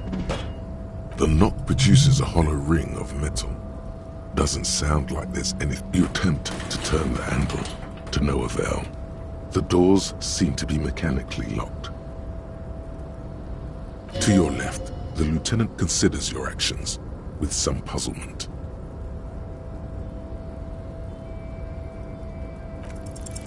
Why are you even trying to open a door with rhetoric?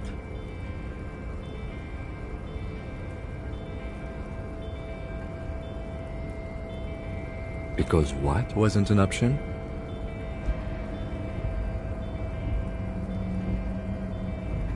Now is not the time to get philosophical, detective. You can do that after hours.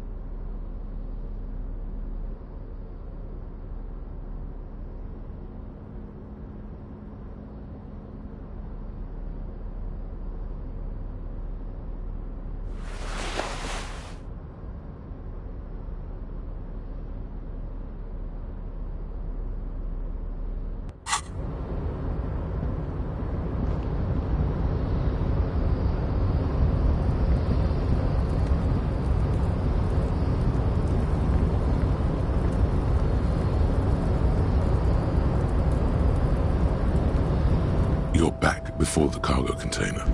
Its drawer has not...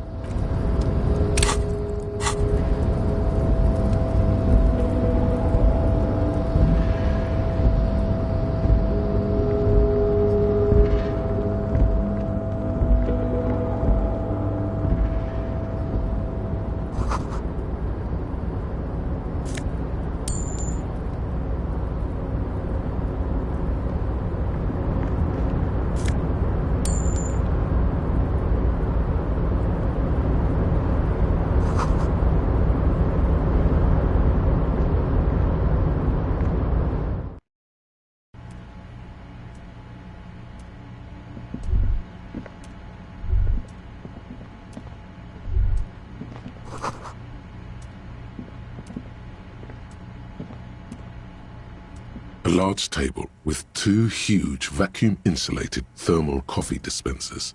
Someone has forgotten a small plastic card next to the stacks of cups. You snatch up the red plastic card. It features a black contour of a crane lifting a container. The name, Etienne Hogarth, is written in the middle. Below it, in smaller text, member of the board. It comes with a magnetic strip meant to open electronic doors.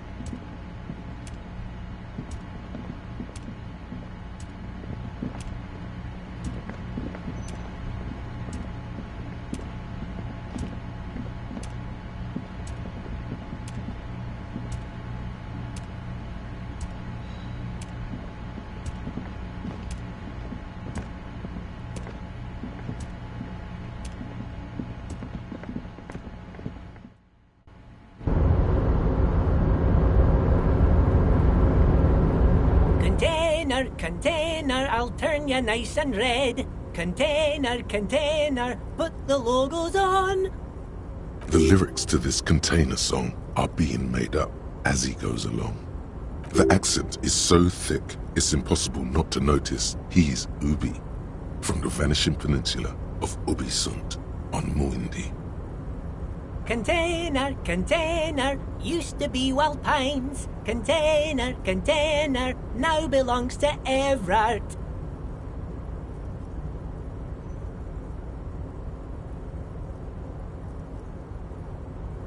Everard, Everard, Everard, he looks after everyone. Huh?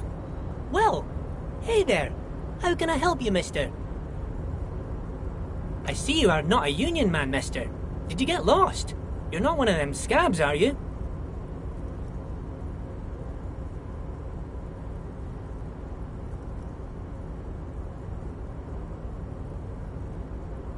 I mean, I don't personally mind. Folks is just folks, you know, and folks gotta eat. Just some of the other guys don't look too kindly on the scabbing kind, if you know what I mean, mister.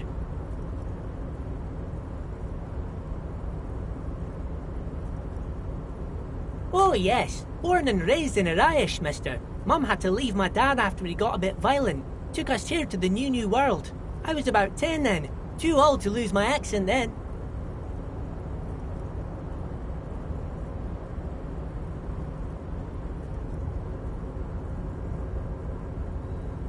People say us Ubis are up to all sorts of trouble with sheep and other animals and whatnot. I just want you to know there was never any of that where I come from. No, sir. Those are just nasty rumors.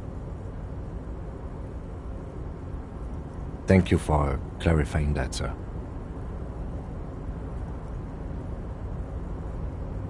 Oh, I'm just making some covers for them containers here. Yes, I am. Yes, I am. So it's easier for the crane operators to spot them.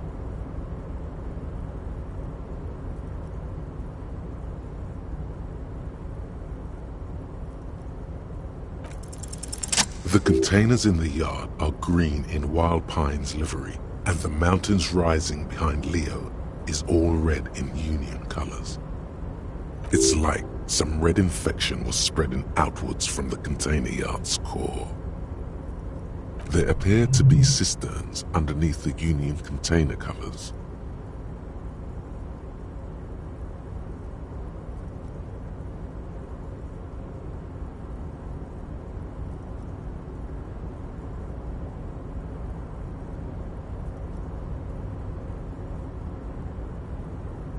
Yes, they are hiding it from the inside. All the red containers have the Debarders Union logo on them. No, not really. Mr. Everett doesn't tell me all the big things. Says I go and tell them to everyone.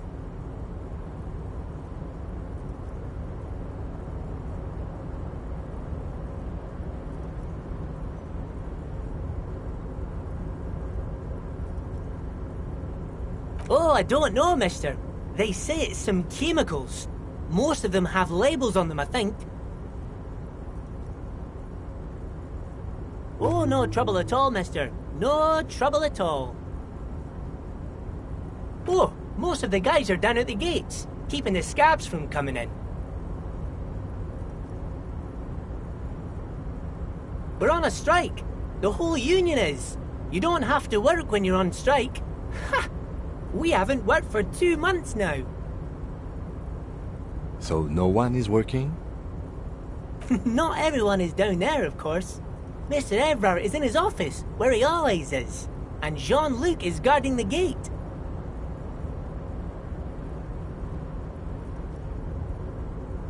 But Titus and his boys got into some drunken trouble and Everard sent them on a nice vacation. For a week or so.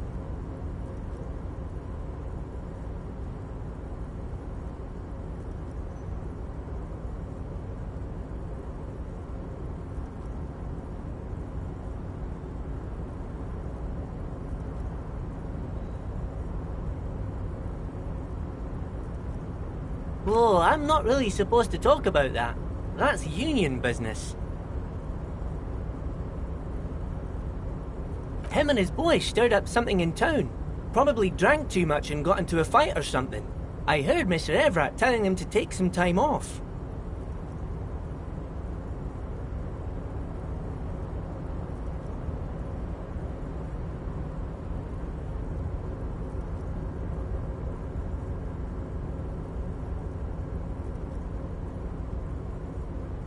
I guess the boys got a bit too rowdy and had to let out some steam. I don't really know the details. That's just how boys are, you know. I haven't been in a fight since I was in middle school. Easy, Leo. Let's keep this on the hearties.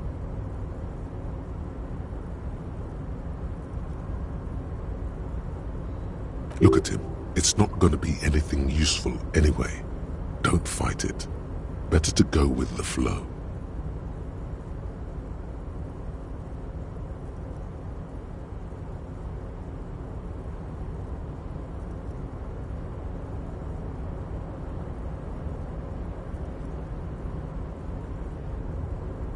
I remember I was the runt of the class. The bigger boys always used to pick on me. You see, I had a bit of a temper back in the day. Flew off the handle like nobody's business. But Mr. Everett and his brother always came to help. Once they beat old Noel Becker so bad he needed stitches on his head. Noel never started another fight with anyone after this. Mr. Everett and Mr. Edgar are real nice guys, mister. You should go talk to Mr. Everett. I'm sure you'll be good friends. He's friends with everyone around here.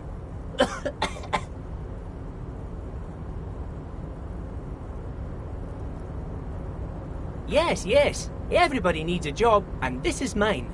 I'm Leonard, by the way. Leonard Bellick. But everyone calls me Leo. I'm like Mr. Everett's right-hand man when Mr. Edgar is out of town, and Mr. Edgar's right-hand man when Mr. Everett is away. Actually, Miss Beaufort is the right-hand man, but she's a lady.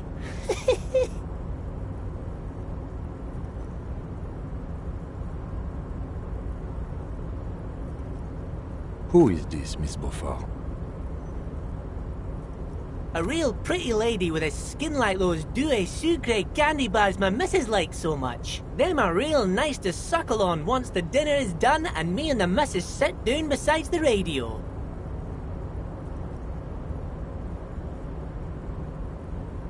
But I can't listen to the radio all the time. There's so much to do around here and I'm always busy keeping things running here. Yes I am.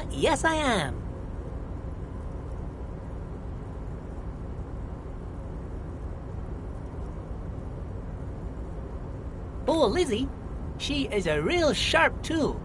Mr. Everett put her through some fancy school and everything, east of the river. 4 years she was gone, and when she came back, she was all fancy and lawyerly.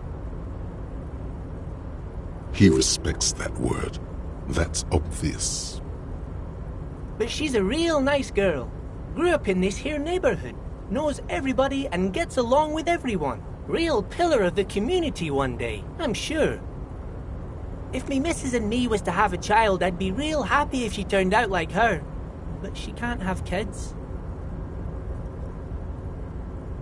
Dr. Lemaitre said so, and she knows about such things.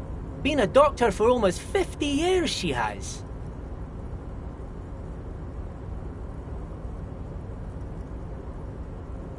So Everett trained a lawyer named Miss Buford. Interesting.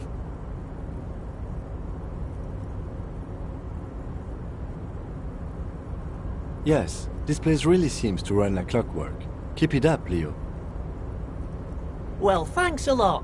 Coming from you, it means a lot, really.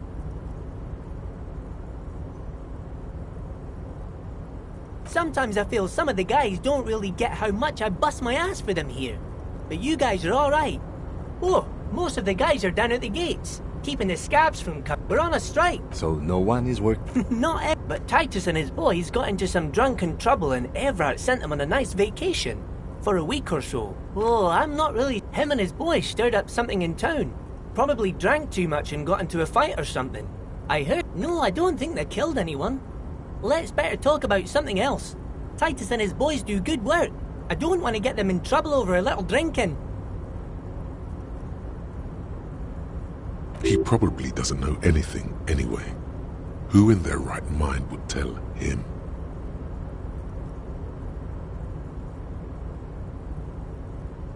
Oh, that one. That should be empty as far as I know. Lots of containers here have nothing in them. They're just waiting to be loaded up. Told you.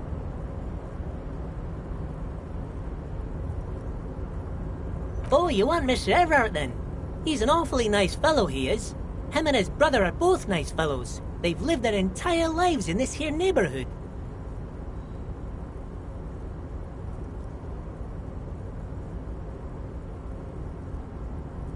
Guys like Mr. Everett and Mr. Edgar, his brother, are real good guys. Made Martinez what it is today.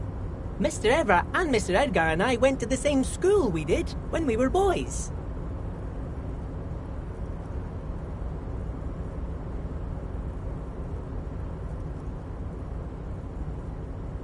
Oh, Mr. Everett is usually in his office, of course.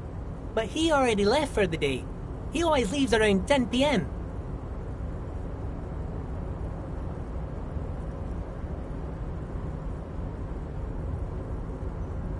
Bye-bye now.